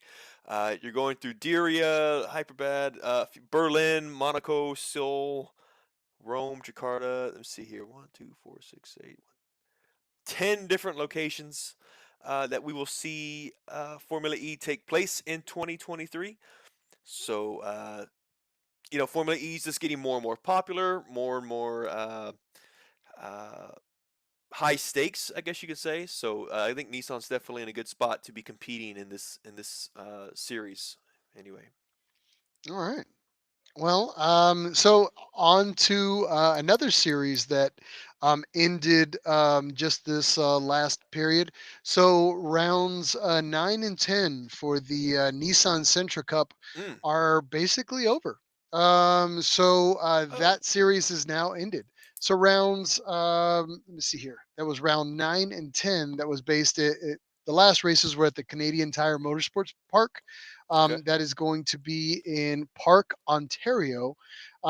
They actually had finished out the series. And For those that didn't get an opportunity to watch it, we did a link on the podcast Facebook page where we did a live episode and we did show the race and we're commenting on it up until there was a an accident. Thankfully, nobody was hurt, but it ended one. I think it was the round 9 is the one that we had kind of commented on live. It ended the race a little early, so the standings kind of took place. But overall, the series is basically done until next year at this time. So your race leaders at this time, and I'll kind of list them out here for you for Okay. the overall driver standings with your leader, and she put out a great display. This last round that we discussed, round 9, was Valerie Limoges for the Nissan Gabriel and Total Quartz with the total. This is all by points. She ended up putting down 394 points. Simone Charbonneau coming in second with 373 points. A note for him is he took uh, pole position twice within the Mm. series. Huh. Alexander 14 with Foy Nissan and Beauport Nissan Fixado vehicle with the Sentra came in third with 357 points. Overall, for your rookie standings, Max Poirier, who was a newcomer to the series this year in the Unicone Motorsports, Okay. Sentra actually put up 115 points, so kudos to him for her first year running. In your senior class, Sylvian Ouellette Senior class. in the Yeah. Ouellette Motorsports, self-owned, Yeah. put down 324 points as a note. Now for the micro class, who ran coinciding just like the Yeah. Super GT 500 to 300 It's class. two classes in one race. Yeah. Correct. I'll give you your race leaders for that. That was Raphael St. Pierre in the Sensei group. Micra, 134 points. Francois Angers Rothier in the Auto Club MTL, 123 points for second place. And Marie Solier Labiel, hopefully I said that right, in the Musier Gilias Villeneuve. Um, third, Micra actually came in third place with 121 points. So those are your race leaders for the season. So yeah, Wow. but yeah, I mean, overall, a great series, lots of racing. I love the fact that we're finally starting to see a little more live footage. Towards the end there, we were able to kind of capture that and share that with you Ah. all as we move forward. Yeah. We'll continue to keep you abreast as we go into the next race season, and it kind of unfolds for us. So. Hopefully, like just like you mentioned, the coverage from those that are at the race, the media team seems to be making improvements. So that's going to help us report to you guys about this as well. So Hopefully, Yes. yeah, they take some improvements in. Yeah, As soon as we know something, we'll definitely let you know as we continue to move on with the seasons and as news unfolds for that. Moving down the line, um, me and Mike kind of talked about doing a shut up and take my money this episode, but I feel like there's a lot more news that came out in the last week here. yeah. A lot of products for me in the Datsun and Nissan world was dropped in the last week, and there was so much content that kind of fell on our laps this week that we're just like, let's go ahead and sort through all this because I felt like a lot of guys were pushing to market a lot of stuff for JCCS and Oh, maybe just trying to get it out before the end of the year comes around and these Thanksgiving money starts making, the Black Fridays and stuff, if you will. So people are trying to get stuff out to market. So we're going to talk probably the next episode or the next episode after that. We're going to have a really, really big article to kind of talk about new product yeah. that's going to come on. So I did want to kind of talk a little bit about Back Alley. Mm. So we haven't done for one of those in a minute, and I feel like I want to do it. We've got enough time here. We'll try not to run too over if that works for you, Mike. But That looks good. Yes, yes. so I think. Yeah, yeah, and we kind of talked a little offline about I had recently attended a seminar, and yeah, it kind of got my wheels turning about things that were happening in my industry, in the insurance industry, and what's going to be happening with the future of automated vehicles. That's pretty much what this seminar was, if you will, because people want to know, okay, with the future of automotive driving, how is that going to really be changing the game for insurance? And basically, how is it going to affect the average Joe, the car enthusiast, or maybe just the car owner in the future? yeah. And so I had been sitting through this, and it really went into in depth and about what's going to be happening for the future. And we're going to talk about a lot of information here in the next few moments, and Mo- if you mo- keyboard warriors out there want to get more. you want to start flexing your fingers and get out there and you want to just contribute with some good questions, this is probably the time. We're Mo- going to throw a lot of what ifs and what the future is basically going to be rolling out for the next generations. You're So saying that at there's gonna be more than my atmospheric elevation horsepower presentation? I would say we probably have a little bit more to kind of cover that. So again, I went into a recent presentation where it was talking about, how is the future of automated driving going to be affecting the car insurance world? Because here in our world, we're like, okay, does car insurance just go away? If Well, it's everything perfect, becomes, of course, right? Yeah. it's perfect. Yeah, there can never be a problem. So that was, people were kind of scoffed, and that's what we're kind of in the insurance industry. We're just like people are always going to need us for some respect in some regards. But the funny thing about it is, if that whole industry in a sense crashes, who takes on these insurance liabilities or from that point is the car manufacturer basically going to be willing to supply you with an insurance policy, or are they going to farm it out to a subsidiary just like that? You know, Yeah. that in how is that going to be affecting insurance costs? Are insurance costs going to be going up, or insurance costs going to be going down? Are car manufacturers going to stick it to you in the fact that they had to put all this money for R&D and development? Um, on this aspect of for self-driving and to keep up with those regulations, that you are going to feel it on the backside with insurance pricing if it was going to be coming from something like that. Yeah. So that's one of the first questions that kind of came up.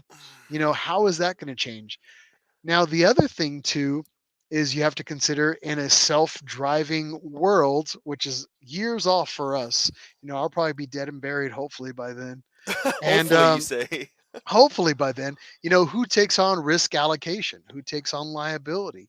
Now, another thing is how quickly and what's the evolution of that.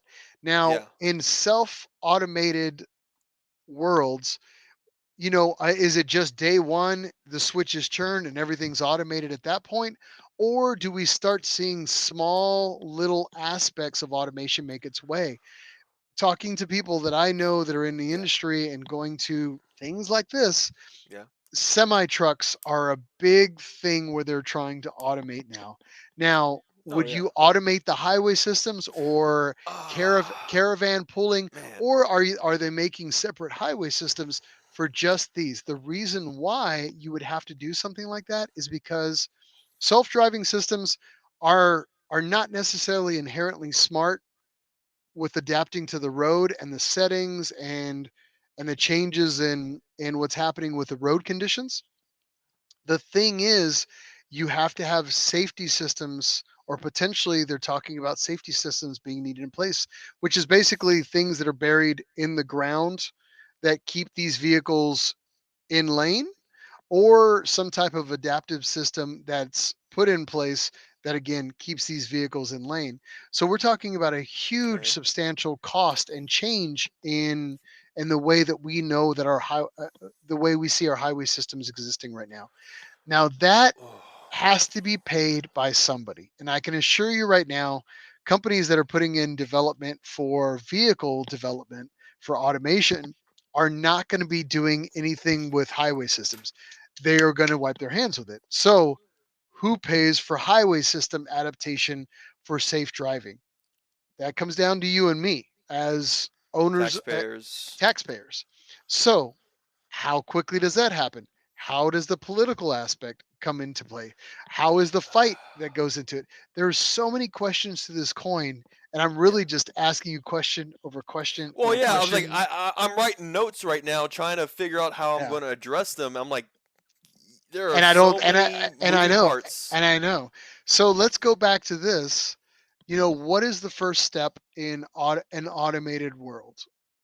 And would you It's already happening. I think the phases. I mean, you're talking about Nissan's 360 shield, or the automatic braking. When you make a mistake and maybe you don't see the car brake check you, the car will stop. That's already like a particular progressive stage leading to, they're right? in that thing in that seminar that I was talking to. Yeah, It talks about where we are and what are the seven levels that it's going to take, the 7 basic levels. seven levels to get to Wow. that point. And it's like anti-drowsy technology, anti Like swaying, like alertness. lane changing Oh, technologies, which is where we're kind of at right now. yeah. It's just alert functions glorified. So out of seven, sorry, let me do my math here. Out of seven, to get to that, we are really kind of just touching the cresp of pretty much level three, Okay. which we're just getting automated alert systems, and then it's really having a full confidence in AI systems, which is where the trust factor comes in. And then after that, it's Uh, yeah. you'll have innovations that come in through, sadly, are going to happen through mistakes, through accidents, through the Yeah. loss of lives, through the It's loss already it's of already been happening. You get those dudes that think that it's all here now, and then they take a nap in the driver's seat. I'm like, and then you yeah. know, yeah, What a it's world we sad. live in. And then Yeah, yeah. What a and great but time to be alive, and what a bam, great like time to be. We got on the moon. But yeah. yeah, but the reality is we're far off from that. So it really comes down to, the how far are we off, and what is the expectation for the average car owner? I can tell you right now, as we get into it, and I don't like to do this as a scare tactic or to give a preference for my industry versus wanting to keep to the old ways. I really do think that this is an eventuality that's going to happen. Now, in my generation, maybe, do I think the funeral vehicle that's going to be taking my coffin is going to be self-automated to to the old to the graveyard? Yeah, maybe. Maybe I'll be able. That's how I'll see it. But the reality is, our children will get to that. So they're going to be Like it, paying for the infrastructure for everything for the automated worlds. But I really think that we're probably about 25 to 30 years off from that. Um, we probably won't have oh. this podcast by then to know if they were right. But Yeah. I guess I'm going to propose this question to you because I'm doing a lot of talking. Yes. But how acceptable are you with tax change to pay for, and I'm gonna give you a small dynamic. Would you be willing to start paying more taxes to get truckings to self-automated trucking and caravan laning automated in the next 3 to 5 years? I two questions. One would be how much, and secondly, Well, it's political. It'll be political at that point. You're voting it yeah, in. You know, I people will fight it. Because we're going through a I really I big changing world right now. I think when you mentioned the trucking, there's so much risk in that, especially just the weight. The quality of the brakes need to be so much But more if robust. it's trucking lanes and solely trucking lanes, It's going to take a lot of congestion out of our mhm, lanes. correct. Uh, So it's like what's yeah, funny? you know, Yeah, dual layered yeah. bridges. You know what I mean? Like how are Well, they integrating? I Yeah, mean, traffic control's been a huge undertaking for any highway system. Any and there's departments that deal with this, and a lot of smart people that work on these situations. One thing that they talked about when it was in the seminar is like, okay, everything's automated. You can get up in the morning and you can just start your job while you're in your little automated pod vehicle, yeah. and you don't have to really pay attention to anything, and you're just sitting there along for the ride. I've seen Basically, that. so Well, it's yeah, it's kind of like it's like a conductor on a train. You're not yeah, you're not pressing the gas, but you're monitoring. You're an you're that's engineer. it. You're just moving Yeah, along. Now, the other thing is it's trending. So let's we talk a little bit about trending. Now that everything is automated and you're just really working from your vehicle and then stepping out of your vehicle and walking into the building and going from there. Now, the trend is if automation for vehicles is so much easier on people, does that increase the congestion ratios for the highway systems now that driving is basically a lot more simplified for people, if you will? I th- it's I see it from both sides because automation is going to make those lane changes, those transfers. There are a lot of there are a lot of drivers in this world that just aren't confident, or they're cautious, or not as alert, like you said. And maybe they're giving 100% of their attention, but their reactions are slow, or this their driving behavior. And so automation is going to hopefully take that out of the equation. You know, these So synchronizing is going to be so much more smooth and efficient. let me ask you something. Now, right now, and I'm going to open this up to the chat. Right now, you and me as drivers, anybody listening right now, you've developed a skill set for driving through experience, through education. Yeah, Now, once you become automated, say I take 60% of your driving time frame, your windshield time, I take it away from you. Is that a deteriorating skill set? So if I take away 60% of your drive time right now, where you're not driving, you're just sitting back working on your yeah, laptop or something, yeah. and you only drive about 40% of the time you drive now. Do you think that you're going to have a deteriorating skill set for recognizing lane changes, recognize potential concerning issues, catching concerns ahead, to you accident avoidance, if you will? Like any muscle that doesn't get use, it's going to weaken. So Mhm. yes, some for sure. And then the other part of me thinks it's like riding a bike. You know, kind of like that, I where would you're say gonna. too. Yeah, There's a lot of muscle basic memory. fundamentals, the Yeah, muscle yeah, memories. So yes, my answer would be yes, but not as much as you think. yeah. And, How about and that? it's Yeah, weird sitting through this seminar was like I went with so many questions yeah. and I left with 50 times more More, than way what I more. had.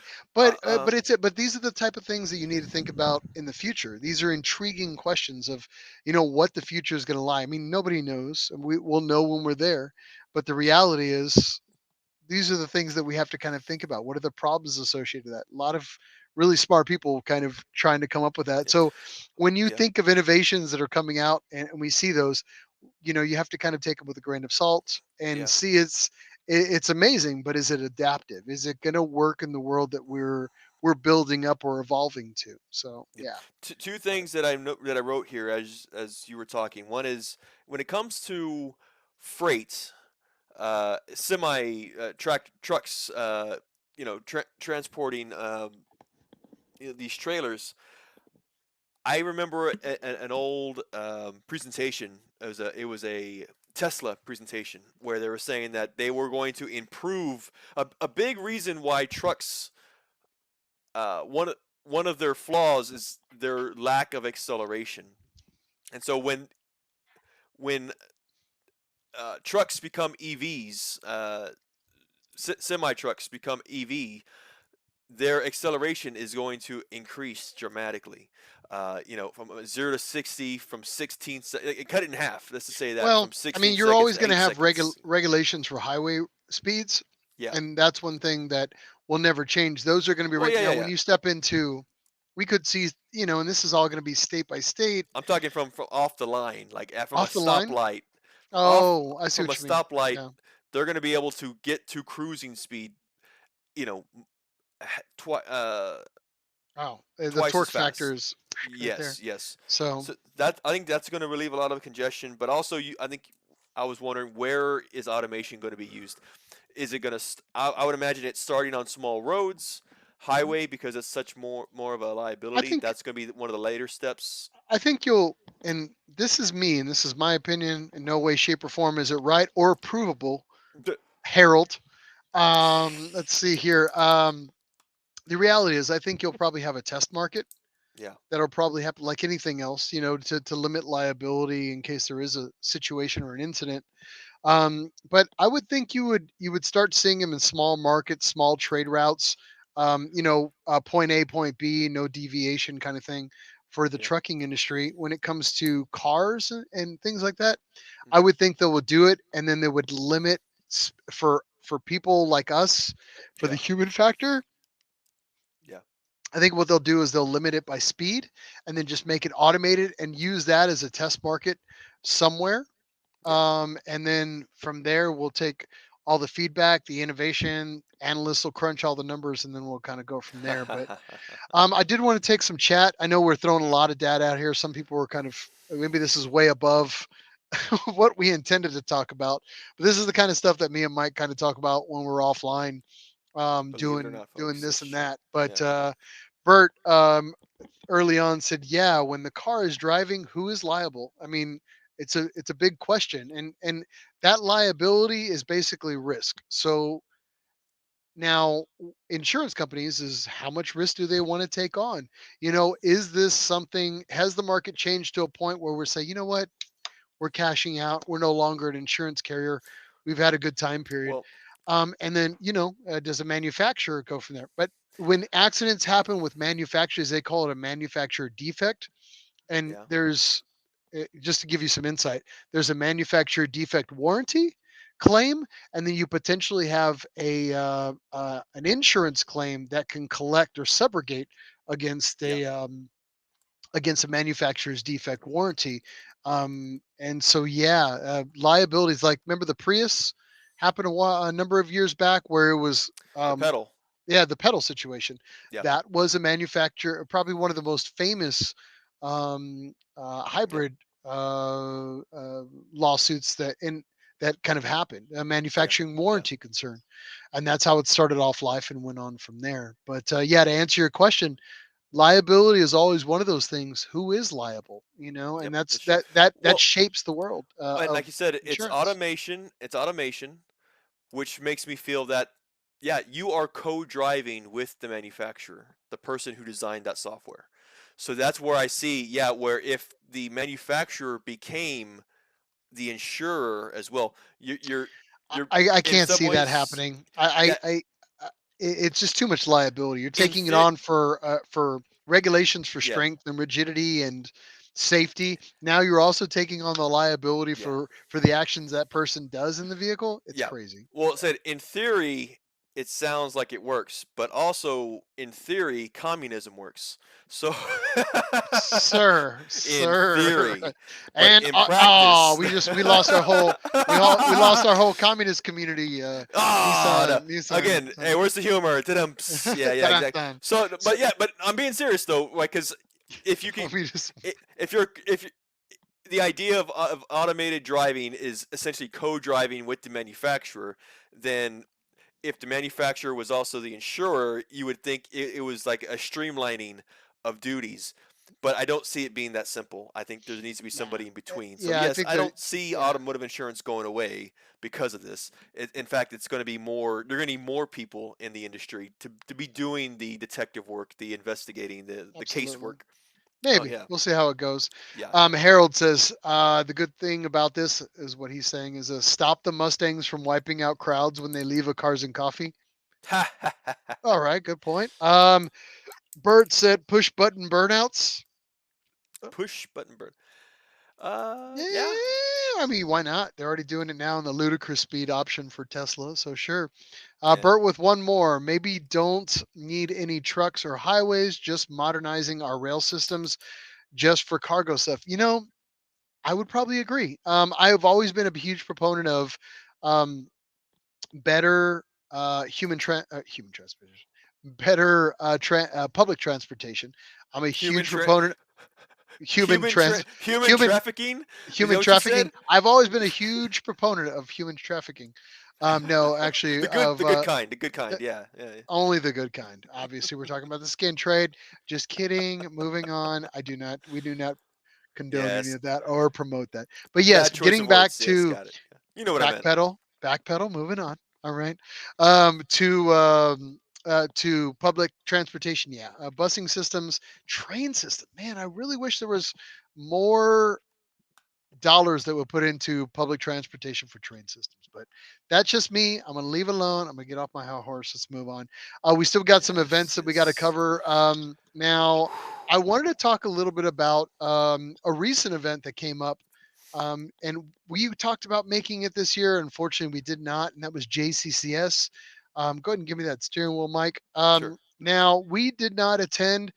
Me, Mike, and even Ion, our intern, we're talking about making it this last year, but we didn't get a chance. Now, Ben Pila Jr., who's a good friend of the show, he actually did attend JCCS this year, took some amazing footage, and he sent us a bunch of shots.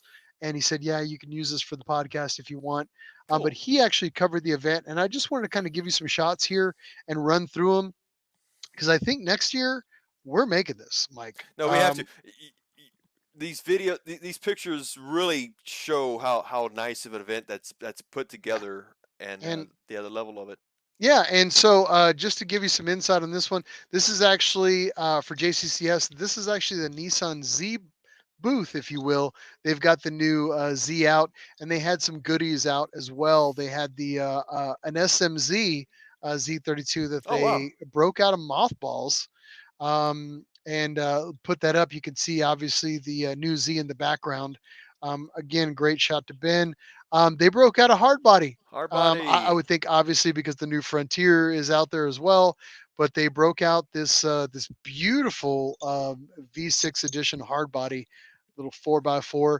And then of course they broke out this beautiful Datsun truck. Yeah, I've 520. seen this vehicle numerous times over 420. the years. Yeah, I saw this in the back of one of the Titans. Remember that? I At do one of the remember that. Zcons? Yes, yes, Jeremy yes. Stillwell, who ran the Heritage Museum, was nice enough to let me sit in this for a while.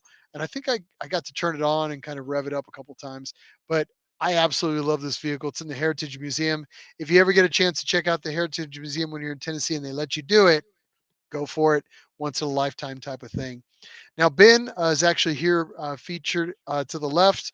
And of course, to Yeah. the right, we know who that is. Mr. Peter Brock. There you Yeah, go, man. Some very cool guy. signing autographs. It Yeah, he seems like made his he's way doing. out and he was signing autographs for everybody out there. So, a very cool opportunity if you were able to make that. Running through it, I mean, these are going to be all photos of just an amazing amount of cars that were out there. A lot of Nissan love. Obviously, you got a Hako here and the little S30. Let me see here. Now, that doesn't take away from the fact that there was some amazing other S12s that were out there too as well. Mm, I absolutely love some of these cars out there. Some other variations.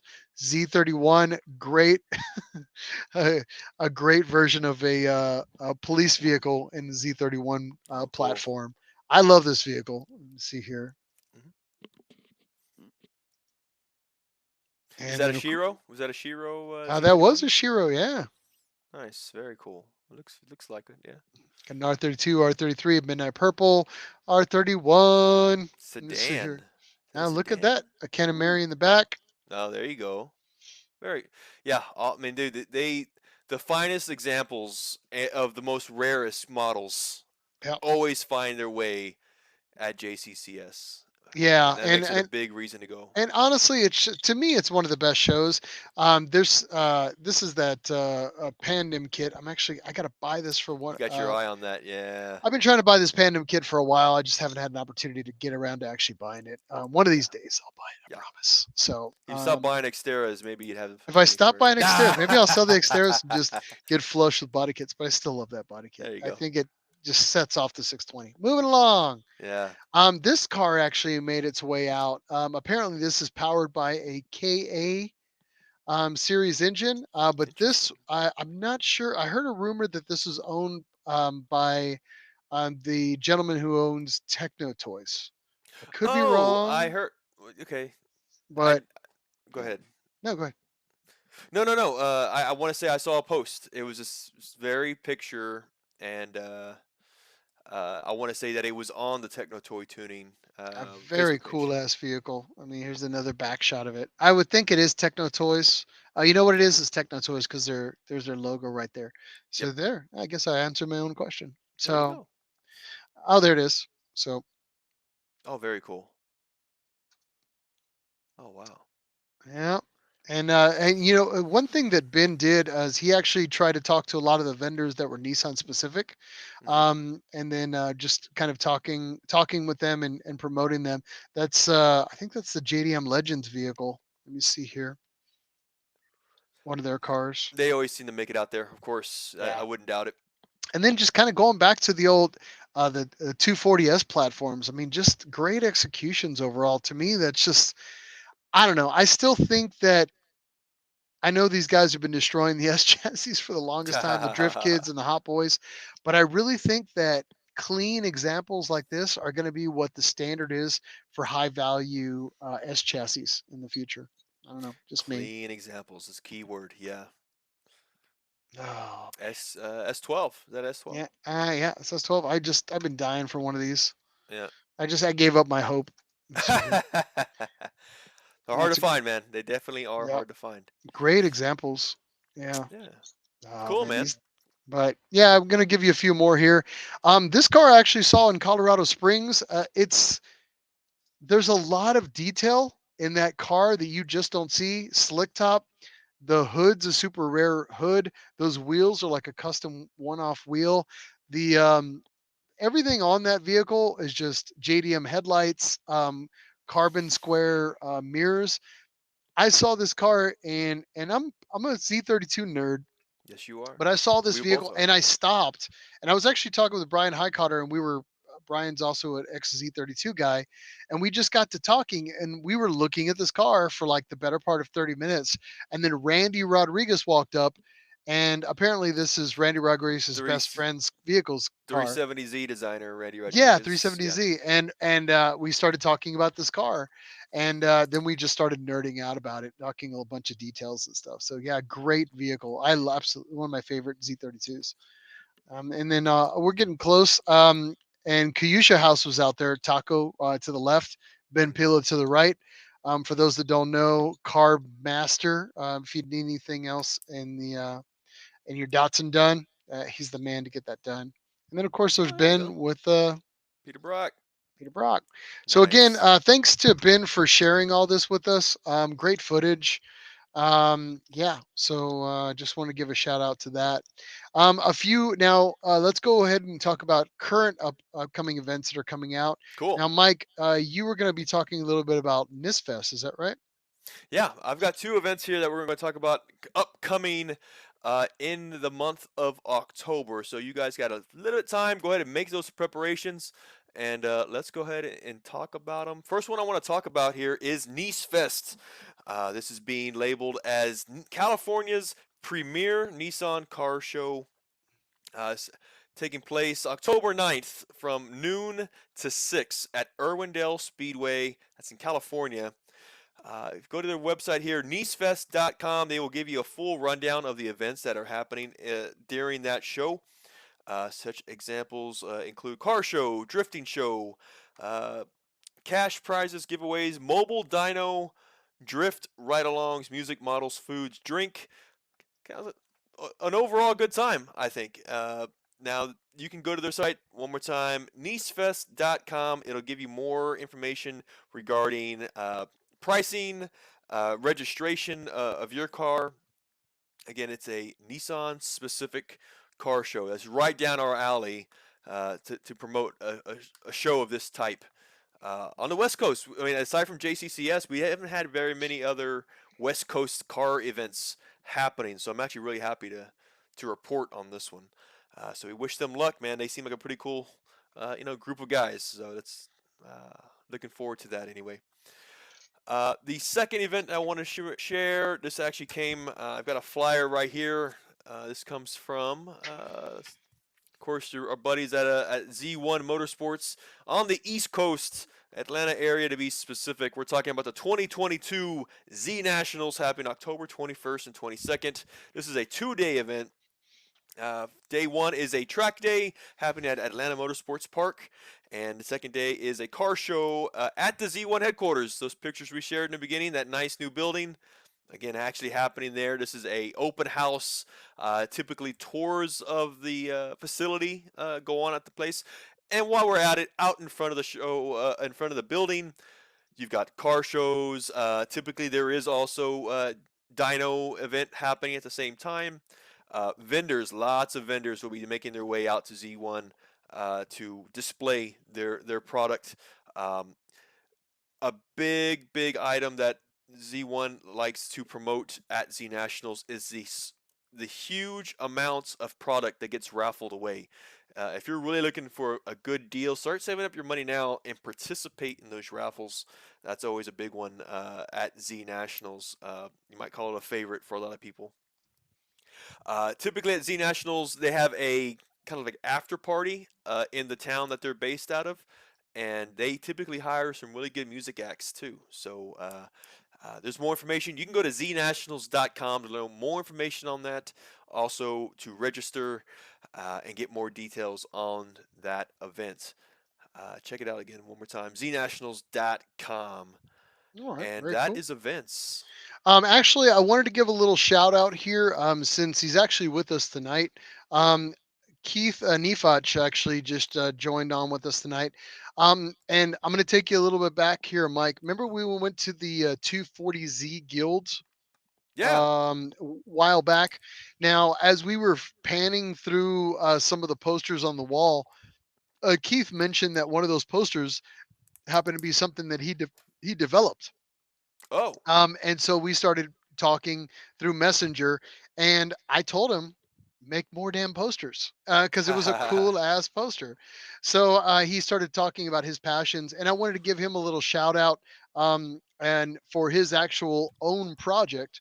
So Cool. if first off, Keith, get off your tail, make more cool ass posters, and then let us know when they're available, and we'll talk about them on Shut Up and Take My Money There you go. because people need to buy more cool ass Datsun and Nissan posters.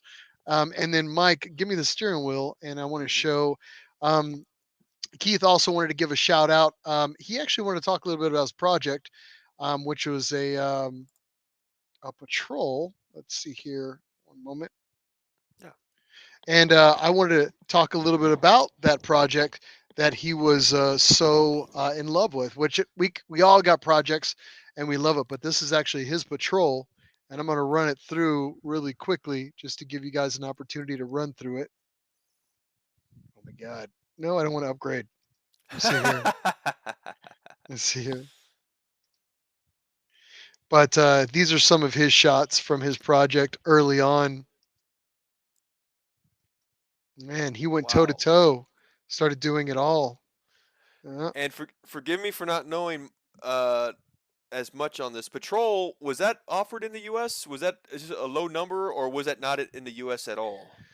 You could We get don't them. really know. Yeah. I think they were pretty much a specialty vehicle, but I don't know if they were actually truly sold in the U.S. I'm going to leave it up to Keith and some of the other Nissan nerds to check me on this. But I could have sworn that it was like Yeah. an early import. But to me, I mean, it's a hell of an amazing vehicle. You got a lot for your money at that time period, but I can't recall that. Of course, this is past my generation, but I can't recall that it was ever sold U.S. wise. But Okay. somebody check the facts on that. Let me know. And Yeah. but again, this is his project. As we get closer to the end, I mean, just great, a great option. I It mean, a reminds great me. great amount of Yeah. work. There you go. He just chimed in right now. He says the Patrol resold between 59 and 69 in the United States. Wow, Oh, that's again. You're talking about pre.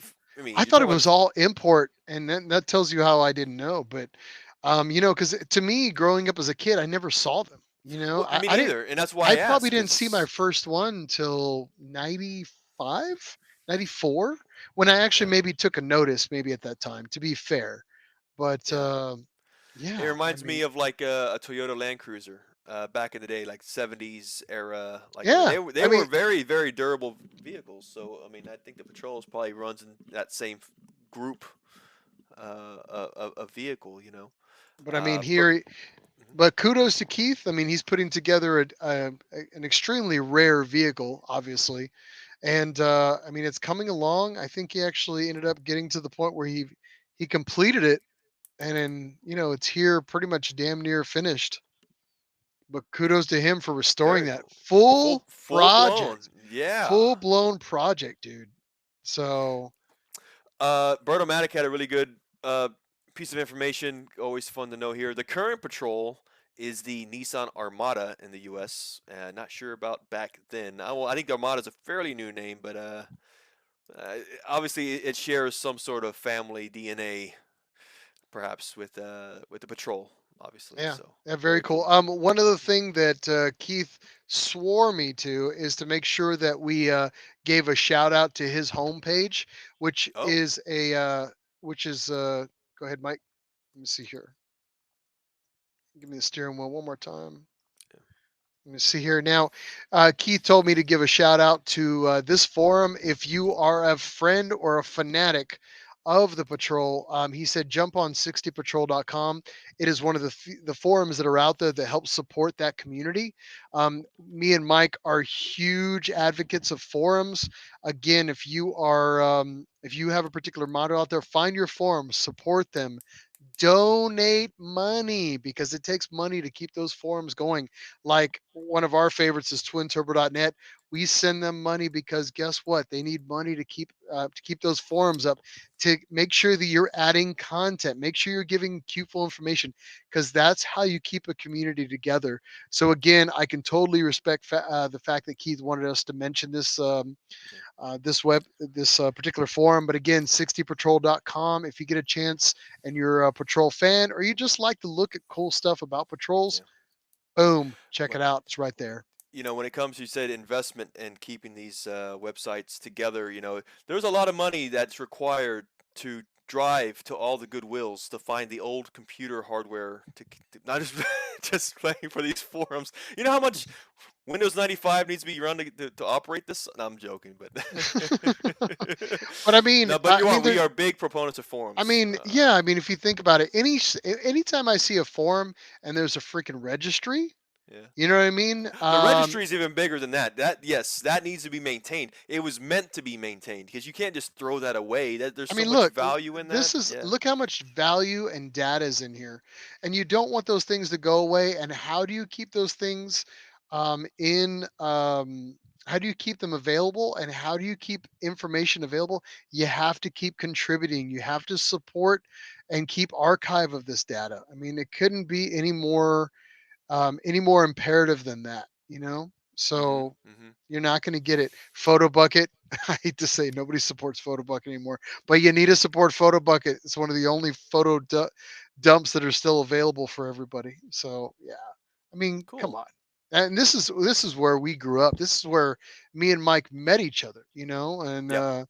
back then, this was our I wouldn't even I'll leave it Try- alone. Yeah, yeah. I'm trying to think about the The TT.net context. and Yeah. yeah, what discussion or what argument, aka argument, was being hashed out online. You got, yeah. Oh, I'm sure it was like, can I do this? What kind of wheels should I want? Blah, blah, blah. And it's like, all right, come on, guys. But again, kudos to forums that are still out there. Case in point, this one. Support your local forums, support your communities.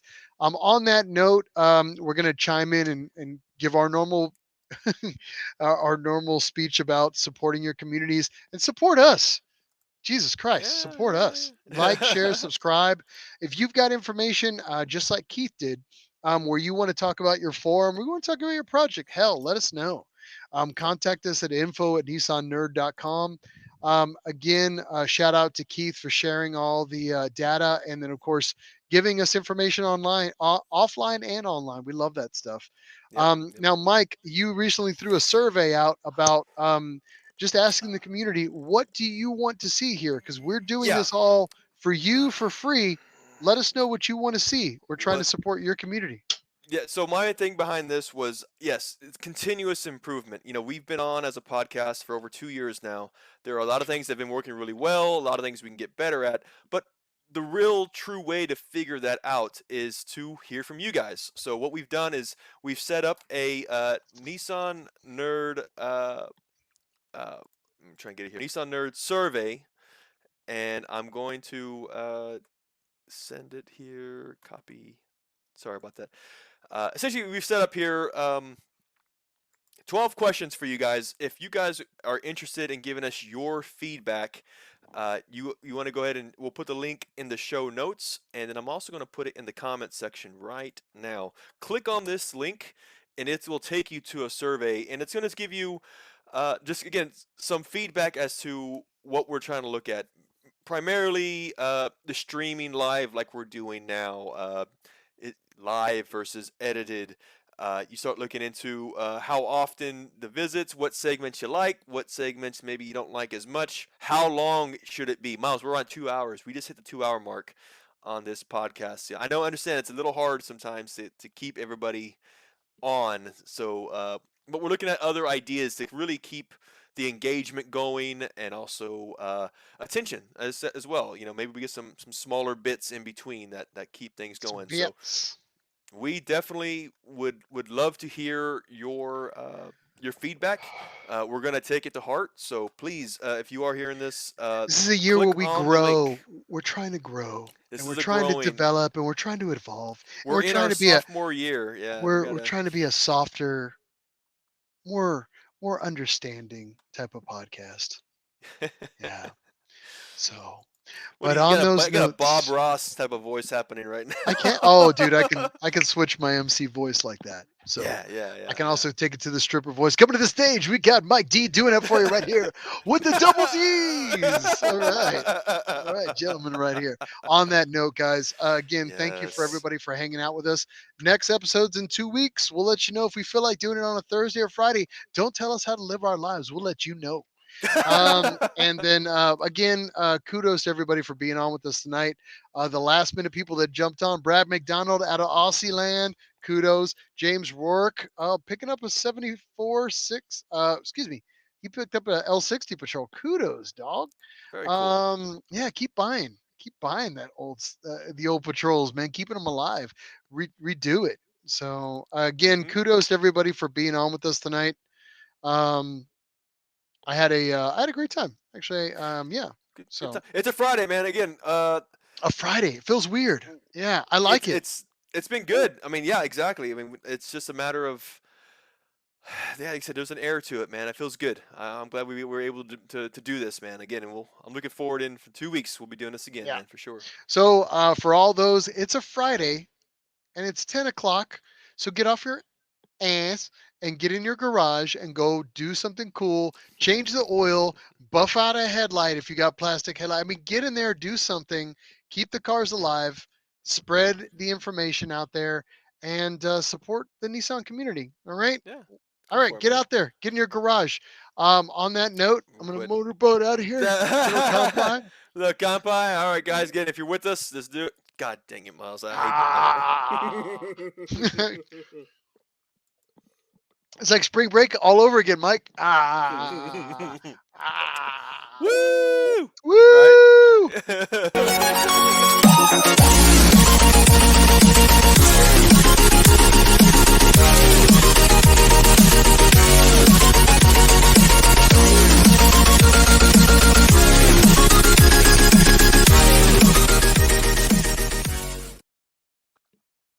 I'm not gonna lie. There it is.